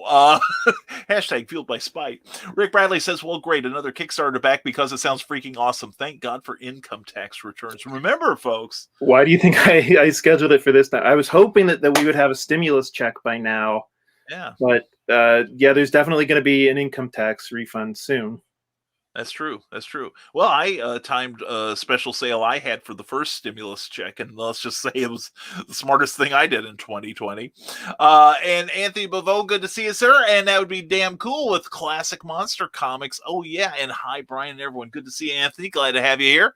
And Historical Fencing Guild. Oh, and on the mention of Roku, Louis Lee of Stupid O'Clock is involved with a new small independent streaming service called Nuga TV, which is free as an app on Roku TV and Fire Stick. Oh, cool. Louis is part of the Stupid O'Clock crew and is also a professional broadcaster. I will have to check that out. I missed that announcement. That is cool. Thank you, Nick Talker. And Brian Robin says on March 4th at 8:30, the Dastardly Dingoes Network will be premiering our new monthly live show, The Drawing Show, with myself and Chad Nuss. Grant, we'd love to have you pop in on the show and give you a boost during your dead zone of your Kickstarter, right? Get that. I'm popular. You are. See, hanging out with me. What can I tell you? And I think I sent the Dastardly Dingoes one of the questionnaires for my newsletter. Oh, cool. So if you get a chance, Brian, fill that out. Yeah. And that is the problem with 2 Brians, because I'm thinking I already did. Wait a minute. So So the one with the beard has to fill it out. And Scott Cracker says, I don't have a rebuttal, Brian. I don't need one. That's how good I am. That you got me on that one, Skunk. You got me there. And Anthony Bavo says, I hope everyone is safe, warm, and has power. Yeah, seriously. In all seriousness, there's some real unfunny shenanigans going on in parts of our country right now. Please send some positive energy and prayers, because there are some people that, people are actually losing their lives because of this. So anyway, please keep the good thoughts going, because positive energy does help. And Philip Thompson says, my ad reached 79 folks so far. Hey, that's 79 more people that wouldn't have known what you've got going until you got that ad out there. Well done, well done. And Anthony Bavo says, hello, Grant. Nice to meet you. And Amy Hale. Amy Hale says, good luck, Grant. I'll be back after I pay the dreaded bills this afternoon, assuming I have anything left. That's great. Thank you. Thank you, Amy. Love you, hon. And great show last night. Seriously, everyone should watch Creative as Hale from last night. She did a fantastic job with George Seurat, who is a hoot. He is great. Brian Rodman says, you did send that questionnaire, but we are lazy and slothish, so we need to fill that out. Thank you for the reminder. That's okay. I need to give commentary on a script that I got yesterday. So, yeah. That's why I send out 100 of those, because I figure only 1 or 2 people will answer them. Well, yeah, it took me a while. Of course, then again, you sent one to me, and it was like I explained to people, you ask me the time, and I'll give you the history of clockmaking. So it's like, you want a short questionnaire. Brian doesn't do short. Anyway, Carl Witzman says, looking out for my welfare. And I'm only a minute behind by this time. This is good. Feed Cookie, feed Angie, and feed Mooney. Yeah, definitely. The first 2 Mooney will appreciate that. It's true. I was gonna say, is that your cat and your personal connection to the feline world? And after you boost on your page, Philip Thompson, very good. And you'll find the numbers just keep growing. So just keep at it, okay? Don't let up. And Historical Fancy Guild says, also on my Amazon author page, you can also find links to Amanda Tucker's Coy Wolf and Derivative Fiction and Kivrin St. James Out of the Fair. And it turns out Nick Tucker is the cover artist for them both, and a splendid job he does. So definitely check out Nick Tucker's work on Amazon along with Amanda Tucker and Kivrin St. James. I'm wishing luck on all 3 of you. And Brian Rahman says, yes, I need to look at a script I received yesterday as well. Yeah, see, we got stuff to keep us occupied this weekend. So and we are now totally caught up. We still have some time here with Grant Lankard, and thank you. And I haven't said it yet, but thank you, Grant, for being here this morning. Thank you for helping me promote. I really appreciate it. Glad to, man. I'm seriously glad to. And we are now at 37 backers at $891. Thank you, Nevermorians. Appreciate you coming through. We're getting close to 900. That's right. If we can just get another $10 so you can say you got over 901, that would be great. 40 backers would also work too. So there is, and here we go. Trevor Hawkins says, pledged, Grant. Thanks, Trevor. Thank you, Trevor. Appreciate it, brother. And we still have a little time here. Now, do you mind if I promote some of my appearances over the next week? Fine. Yes, please do. Please do. In fact, I'll even give you the spotlight here. Go for it. I'm actually doing 3 shows today, but one's not going to be live. I'm going to do Nerd Culture with Ryan Permisson. That's at 7 o'clock tonight, I believe, Eastern Standard. After that, I'm going to do another YouTube show, which is not live, but it'll be on sometime this week. I'll get back to you with what time that goes on. Please. It's a YouTube channel. It's my friend Manny. This is actually going to be a live, actually in my house, not over the computer interview. My friend Manny, who's from Pittsburgh, he does a comic book called Heroinberg. Not heroin like the drug. Heroin with an E at the end. Heroin as in they're all super heroines. And the name of his YouTube channel is also Heroinberg. So I'm doing that tonight. Then on Sunday, I'm on Russ Allen's show. Then next Sunday, I'm on Willow Schuyler's show. Very cool. Very cool. Good work. Good work. And, of course, like was mentioned earlier, you're going to have a little slump, but we'll keep checking in with you to make sure that you still have some momentum. And I also have a whole big long list of guys today who mentioned that they wanted me on their show. So I might have more shows coming up. Well, good, excellent. And if anyone's watching this that has a show on YouTube or on Facebook, please contact contact Grant this way, Brian, and reach out to him and see about getting him on your show. All right. And Philip Thompson says, good news. Clyde shared my page for my book and will go to onlinebookclub.org for a review and would like it if you went on Amazon for a review. Well, I'll have to read it first, Philip, and then I will do it. And then Russell Allen says, Kickstarter image is a go. Look at that beautiful Kling. It's a Klingon. It's a Klingon. Don't let the Romulans know you've got that.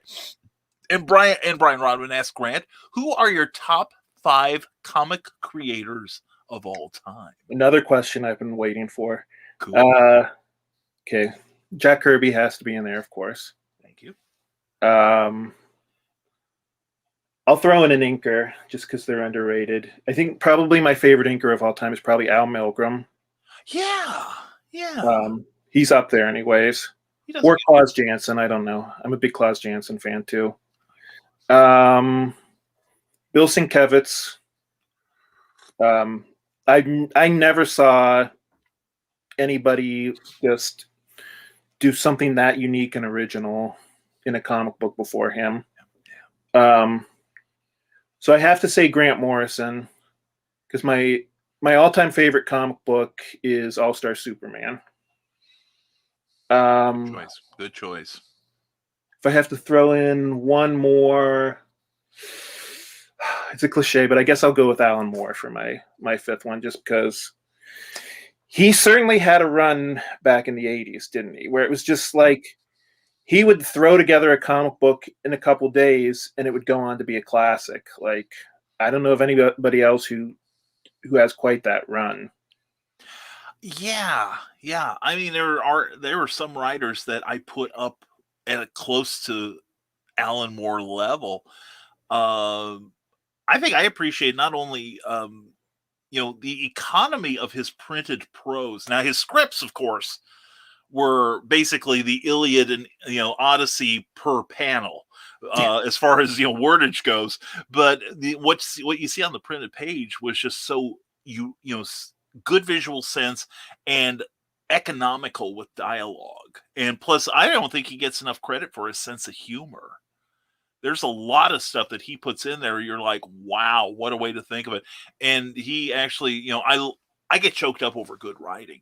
And I remember when Saga of the Swamp Thing number 24 came out, and just that first page. And I go back and reread it often, but it's, there's instead of the usual, the Justice League satellite is 22,300 feet above the earth, or miles above the earth, sort of thing. But he talked about there's a house above the world where the over people gather, and describes Superman as there is a man who can see across the planet and wring diamonds from its anthracite. And I'm like, oh my God, that is poetry. That is beautiful. I was trying to find my copy of Miracle Man. Oh, here it is. Oh yeah. Yeah, definitely. Oh yeah. For years and years, I was reading this off of a low resolution PDF on my computer because it wasn't officially printed for years and years. But I actually like Miracle Man almost more than Watchmen. I love Miracle Man too. It's it got real dark towards the end, but some incredible stories, and just turning a faux Captain Marvel legend up on its ear, but still keeping those old issues relevant. Which is kind of like what I appreciated about Grant Morrison's run on Batman. Right. Dr. Dark was this one-time character in like a 1953 Batman when it was all sci-fi back then, and makes the guy scary and interesting, and understands, like with All-Star Superman, understands what makes that character work and drills down into that. That's one thing I think I like about Grant Morrison more than anything. Russell, I'm sorry. I was going to say Angie sent Grant Morrison a copy of my comic book, so who knows if he'll read it or not. OMG. Oh my God. If anything comes of that, I want to hear about that. Right. Seriously. Russ Allen says Sunday night at 8 p.m. Central, check out Grant Lankard at Russ Explodes Studios Books with Heart. And be sure to check out that page for some of Russell Allen's great interviews. And we've got a whole bunch of more comments here. Back in Zero Box Scout, run work is is calling instead. Back as John B. Pica, thank you for being here. And I suspect our friend here is going to be contacting you soon. Don't forget 8 a.m. Central, 9 a.m. Eastern time, back in the cereal box for a great conversation with John B. Pica and friends. And from the desk of the small press publisher, I'm liking Clever Title on a Friday. I'm liking Clever Title on a Friday. Am I going mad? I feel those are two mutually exclusive questions, Joe. You could be going mad, and we're glad you're enjoying the special edition of whatever the heck this is. And Phil Thompson, glad you came up with your promo idea, good man. And Grant. And apparently he is going mad. And Rick Bradley just backed it. Physical copy, of course. Nice. Yeah, so definitely check out that physical copy. You are over $900. You're at $905, buddy. There we go. Thank you to everyone who has pledged to this awesome book so far. And remember, thank you so much, guys. Yeah, and we still have a little time left. We could get up to 1,000 if everyone's real helpful here. So just saying, folks, now's your chance. Anyway, but thank you, everyone. Thank you, Nevermorians, for backing Grant's book here. I really appreciate it. And here we go. Brian Rodman has another great question here. If you could team up with any of your top 5 creators, who would it be and why? God, I don't know if I would want to work with Grant Morrison. I feel like that would be too intimidating. Another guy who I'm a huge fan of that I didn't mention before is John Romita Jr. Yes. I can't decide if he's starting to lose a little bit of his mojo or if they're teaming him up with the wrong inkers. I know you read the Frank Miller Superman comic book that he illustrated. Yeah, and the recent run of Action, his art has become he's moving away from what his father did, his style. And it looks like he's finding his own voice. And he's been getting good inking from, I think, Klaus Janson. Janson's been giving him some real good service. But yeah, it's a little... Yeah, Klaus Janson is what it used to be. So on the Superman title he was doing with Frank Miller, he was being inked by Danny Mikey. That's right. Who I think is a great inker, but I think he's wrong for John Romita Jr. In my opinion. Yeah. I think his best inker actually was his dad, John Romita Sr., on those old Spider-Men. I like him. I like Dan Green. I like Al Milgrom inked a couple of his. Yeah. But yeah, his art really varies depending on who the inker is, because I think he just does breakdowns. He doesn't do full pencils. Yeah, that could be, but and that would make a difference. That would make a difference, especially if somebody's following his lines more slavishly than others, like say a Joe Sinnott, who would actually redraw like a lot of what his pencilers do. In fact, he used to redraw Kirby when they did Fantastic Four together. Well, just mostly because Jack, again, idiosyncratic, style of art. And Joe was hired specifically to make it more illustrative. Right. To fix the anatomy, fix the faces. And some of the faces on Kirby, you can tell it's a heavy Joe Sinnott influence because they're very detailed. Well, yeah, and more humanized. I remember they used to redraw whenever he drew Superman, they would redraw it because he gave Superman that ugly Jack Kirby face, and they wanted like the chiseled jaw. What was the name of the one Jack Kirby inker who would erase figures? Vince Colletta. Yeah. And the thing is, he went on for years, and Kirby didn't realize it till Jack Kirby never bothered to buy the comic books after they came out. No, and he would he never used reference, hardly ever used reference. So like some of his inkers wouldn't get real happy with him because like he'd give Odin a uniform or an armor on page 3, and by page 10 he's changed it completely because he doesn't care. But yeah, for those of you who don't know, Vince Colletta could ink a full-length comic book in 3 days. That's the good news. The bad news is it looked like it was inked in only 3 days. And he knew the shortcuts to take, and so he would eliminate characters And if you look at something like even the cover of Fantastic Four #1, look at that background. You see the bricks in the building. And then, granted, he's not like doing every molecule, but he's putting in enough to suggest the texture of the background. And like the Jack Kirby collector has page after page of like where, like in Thor, Kirby would draw a building, a very unique building. But when Vince got there, he'd just get out the T-square and it's cross-hatching for everything, you know? So the amazing thing about that is, 40 years ago, nobody had any idea that nerds like you and I we're going to be sitting around talking about this like it's Picasso. I mean, in Vince Coletta's defense, he thought people were going to throw away these comic books and never talk about them again. Yeah. So he was like, yeah, why not just erase a couple people.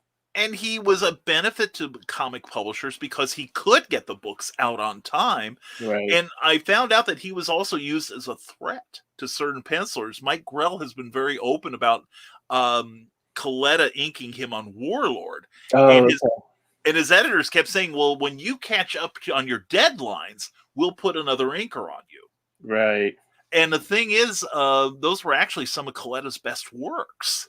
Because he took a little bit more care with those because he realized what he was working with. But to show how cool Kirby was, here's a little backstory and then we'll move on. Vince Coletta was working for Marvel and DC around 1970 when Kirby was doing the Fourth World stuff like New Gods, Mr. Miracle, etc.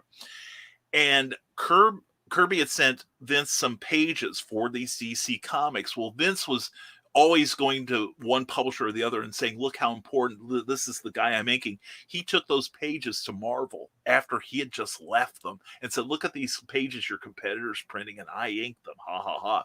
And Kirby found out from a mole in the Marvel office, called Carmine Infantino, who was the editorial director at the time, and said, I want Coletta off my book right now. I don't want Marvel finding out everything I'm doing because then they'll come out with like 20 versions of Orion and Light Ray. Yeah. But the thing is, Kirby also told Infantino, but whatever work you take away from him through me, you make sure he gets it made up through someone else so he doesn't lose any money on me. He was a great guy. He was such a gentleman. And Glenn B. Fleming has a great video on Amazon that you can I need to watch that. Yeah. It's going to be that Kirby guy. Oh, yeah. Seriously. And here we go. From the desk of a small press publisher, Grant, you got the Mr. Wizard to your tutor turtle helping you promote. It's not like many people can go get help me, Mr. Wizard, and he helps. I don't have a whole lot of guests on Nevermind the Furthermore, mostly because of my bloated ego.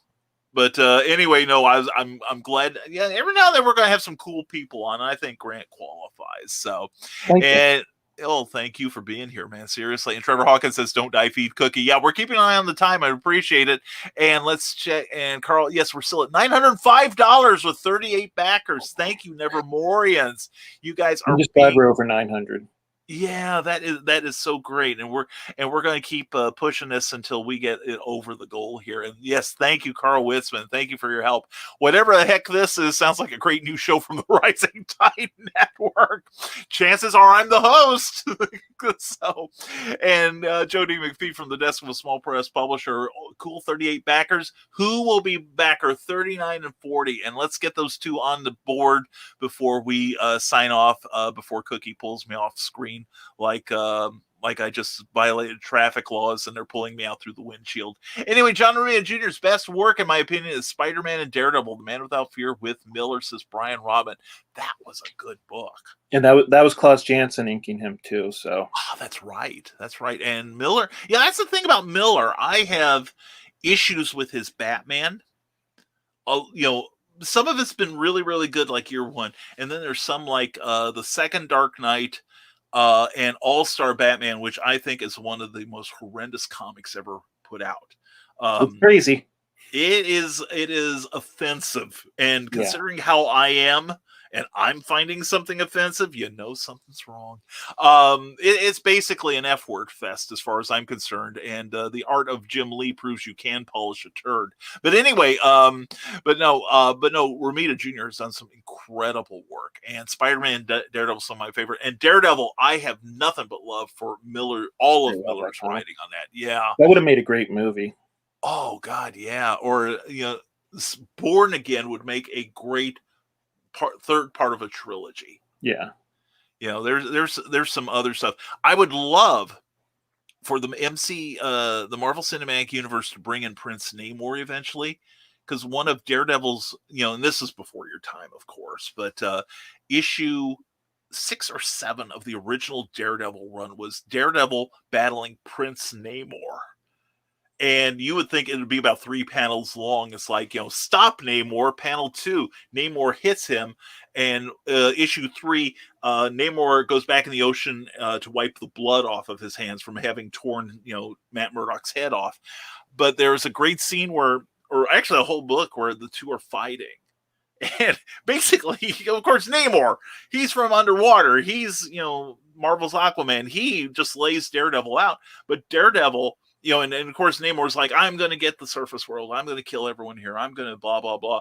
And there's a battle where Daredevil is grabbing Namor by the ankle and can't even get up. And Namor is dragging him along. And Daredevil's down there going, stop. I don't know how, but I'm going to find a way to stop you. And Namor goes, I fought the Fantastic Four. I fought the Avengers.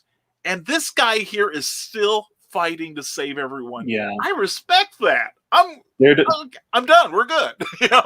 Daredevil had some of the most lopsided fights in comic book history.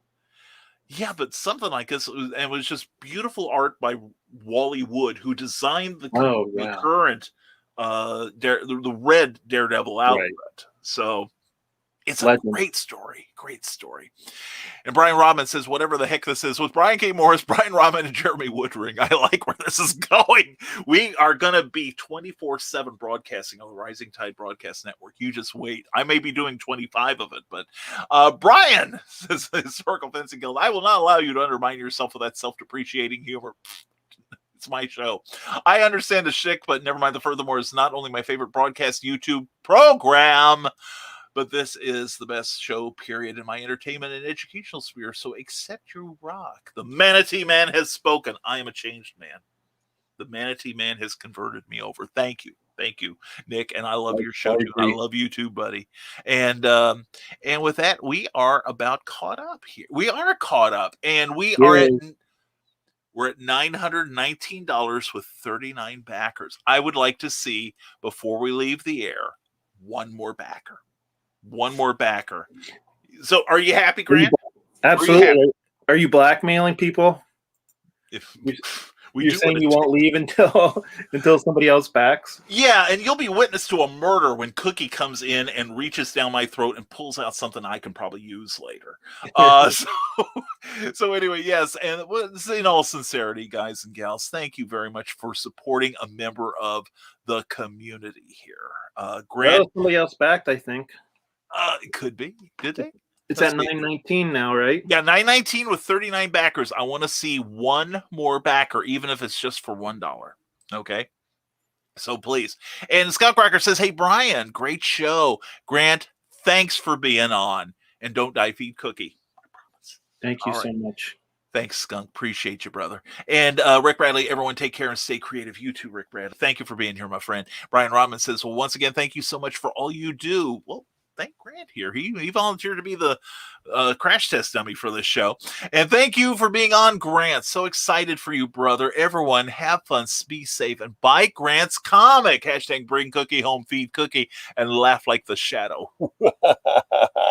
All right. That feels good. Angie Watson Dudas, and we love you, hon. Thanks for letting us have your guy here for a while. If y'all need a selling point for Grant's comic book, it's pretty family friendly. Plus, our cat is in it. It's got a cat, people. Right. What more do you need? What more do you need? All right. And Carl Whitson, yes. And 39 backers and 919. And it's because of you guys. Thank you so much. Yeah, thank you so much, guys. can't thank you enough. And great show. Grant, thanks for being here, and thanks, Brian, for having him. Well, thank you, Carly, for doing your Love you, part. Carly.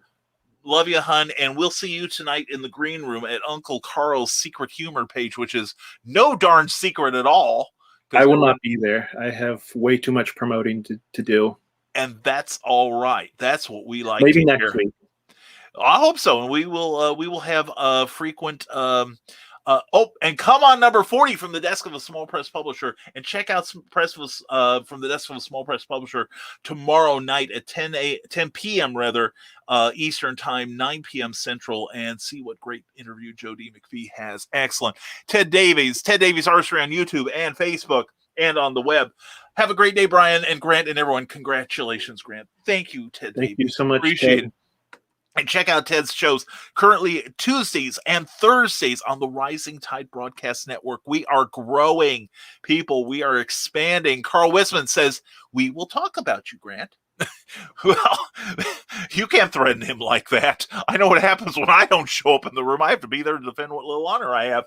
And thanks, Brian, for a great show. Russell Allen, thank you, brother. And thank you for being on Clever Thank you Tile. so much, Russell. Pending. Yeah, and thank you, everyone, for helping make these campaigns a success. That's why I'm proud to bring what the Nevermorians are doing and bring it to everyone's attention.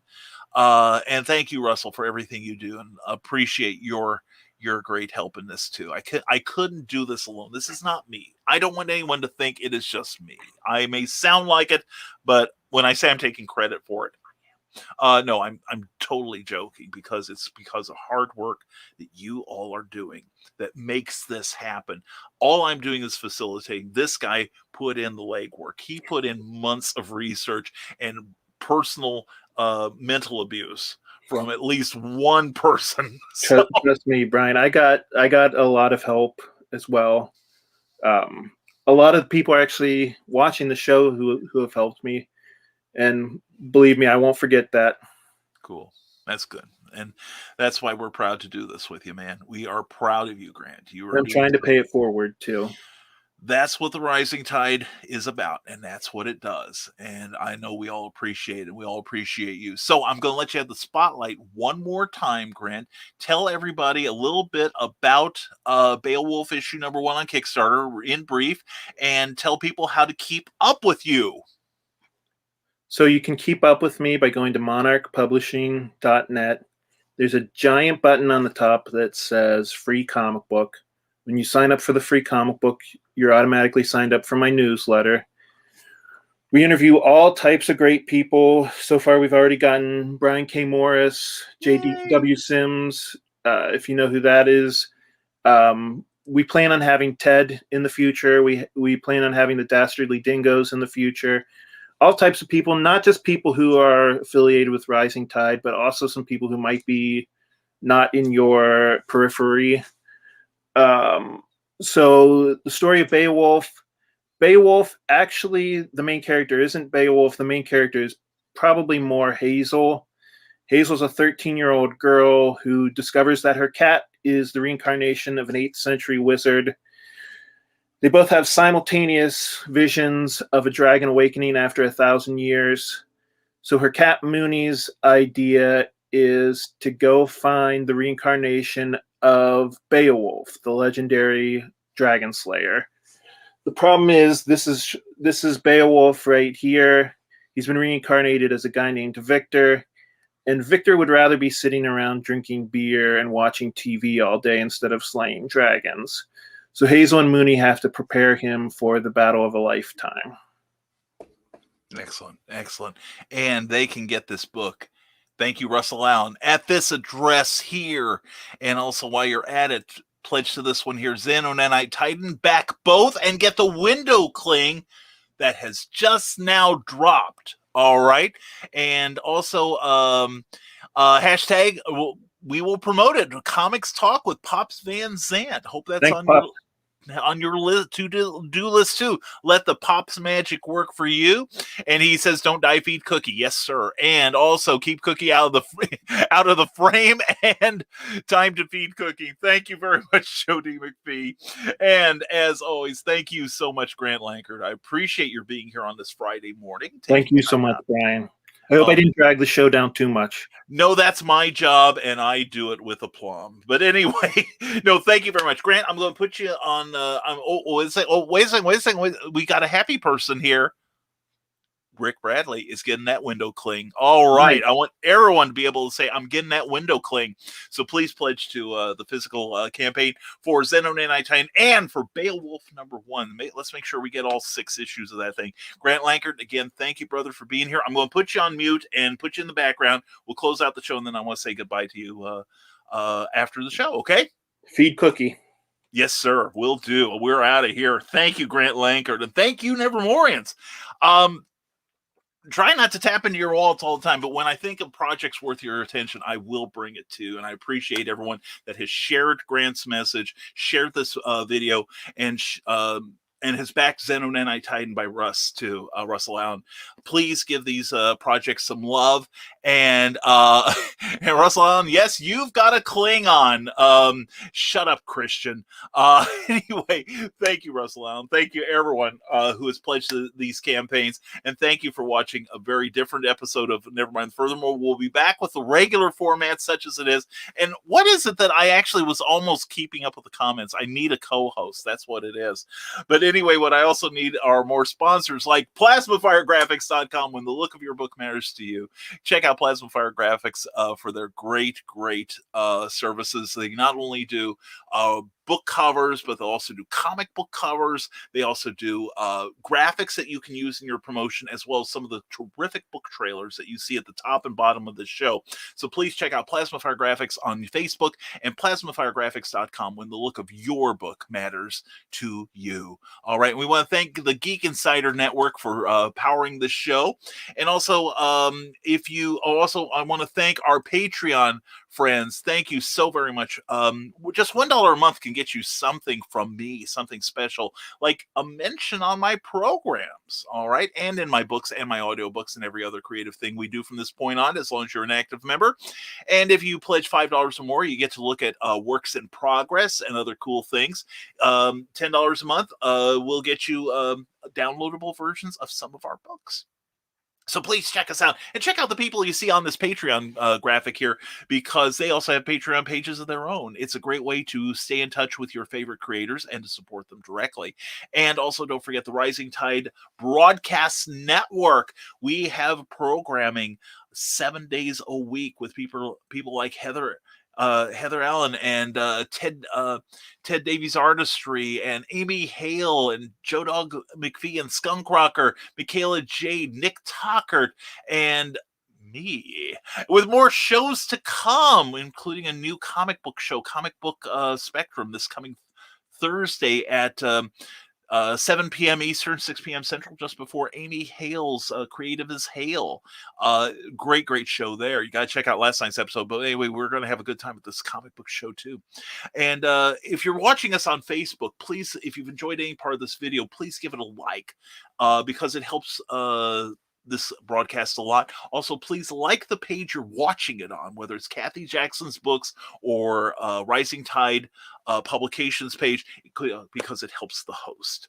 Also, check out risingtide.pub, where you can sign up for my free monthly newsletter, or send me a DM with your email, and I will sign you up personally. The next issue goes out at 5 p.m. Eastern on March 1st, and we're going to have all kinds of cool things in there, like motivation, education, and inspiration with every issue. And if you're watching us on YouTube, thank you very much. And be sure to like this video if you've enjoyed any part of it, because it does help us a lot, and it makes us feel good. And I think we got through everything. And don't forget, Russell Allen's going live tonight with Willow Schuyler at 7 p.m. Central, 8 p.m. Eastern. Check out Willow's Pillow Talk with Russell Allen there. And thank you, Russ. Thank you, Russell, and congratulations on your great book, that Xenon Anti-Titan, which is fully funded but still going into stretch goals. So please support Beowulf issue #1 and the Xenon Anti-Titan #1, and get that great Klingon for your car, your vehicle, wherever. And that's all we've got right now, and we appreciate everyone here. Don't forget, tonight at 8 p.m., Historical Fencing Guild on YouTube.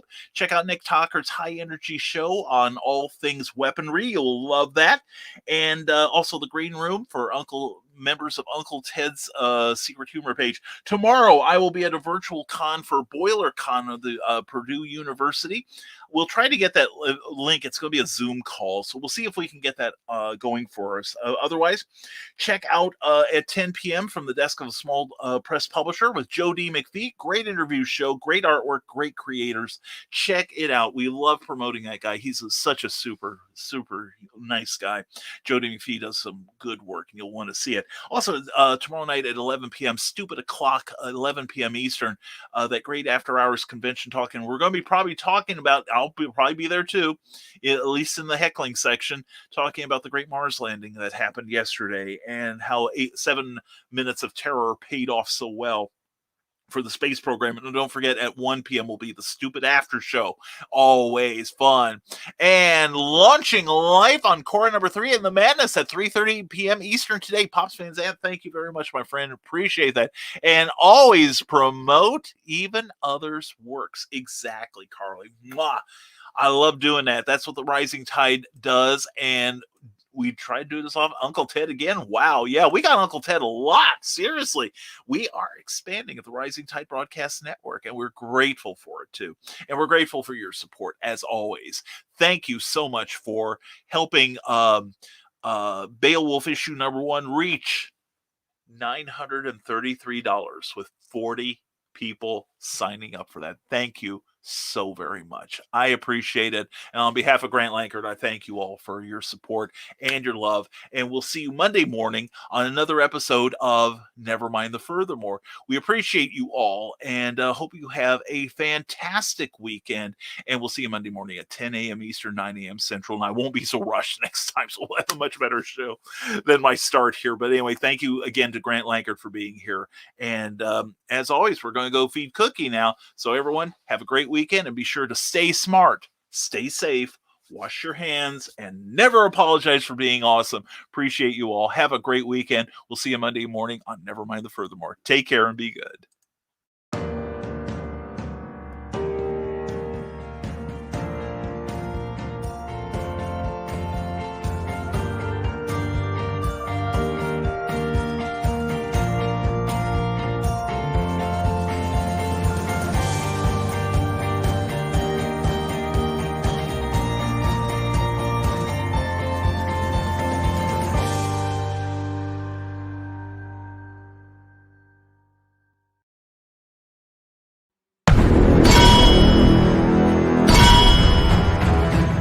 From author Brian K. Morris comes an epic tale of armor forged by a god, a hero forged by courage, and an ancient menace poised to re-emerge and threaten our world. Volcana, Rebirth of the Champion, is available on Amazon.com. Get your copy today.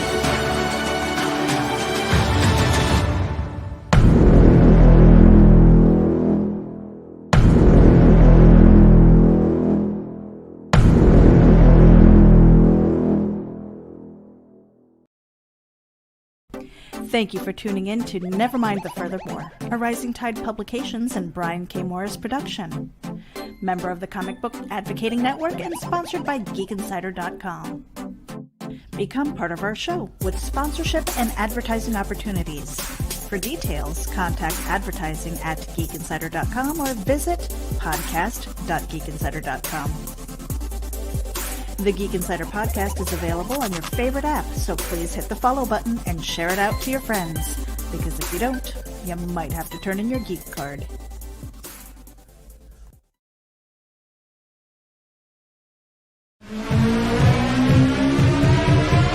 This is the Legend of the Traveling TARDIS. Follow us on Facebook, Twitter, and Instagram. Subscribe to us wherever you listen to your favorite podcasts. Also catch us on the HWWS Web TV YouTube channel. Subscribe today and become part of the legend. Author Cindy Kepp is writing on the edge. Books include Remnant in the Stars, The Loudest Actions, Lines of Succession, Mindstorm,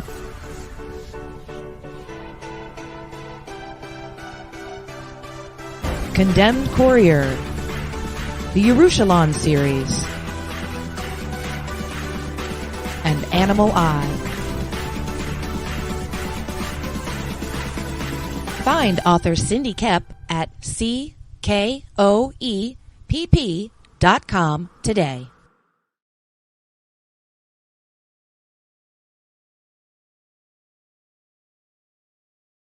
Hazel always knew there was something special about her cat Mooney, but she's still shocked when Mooney opens his mouth to tell her he's just had a vision.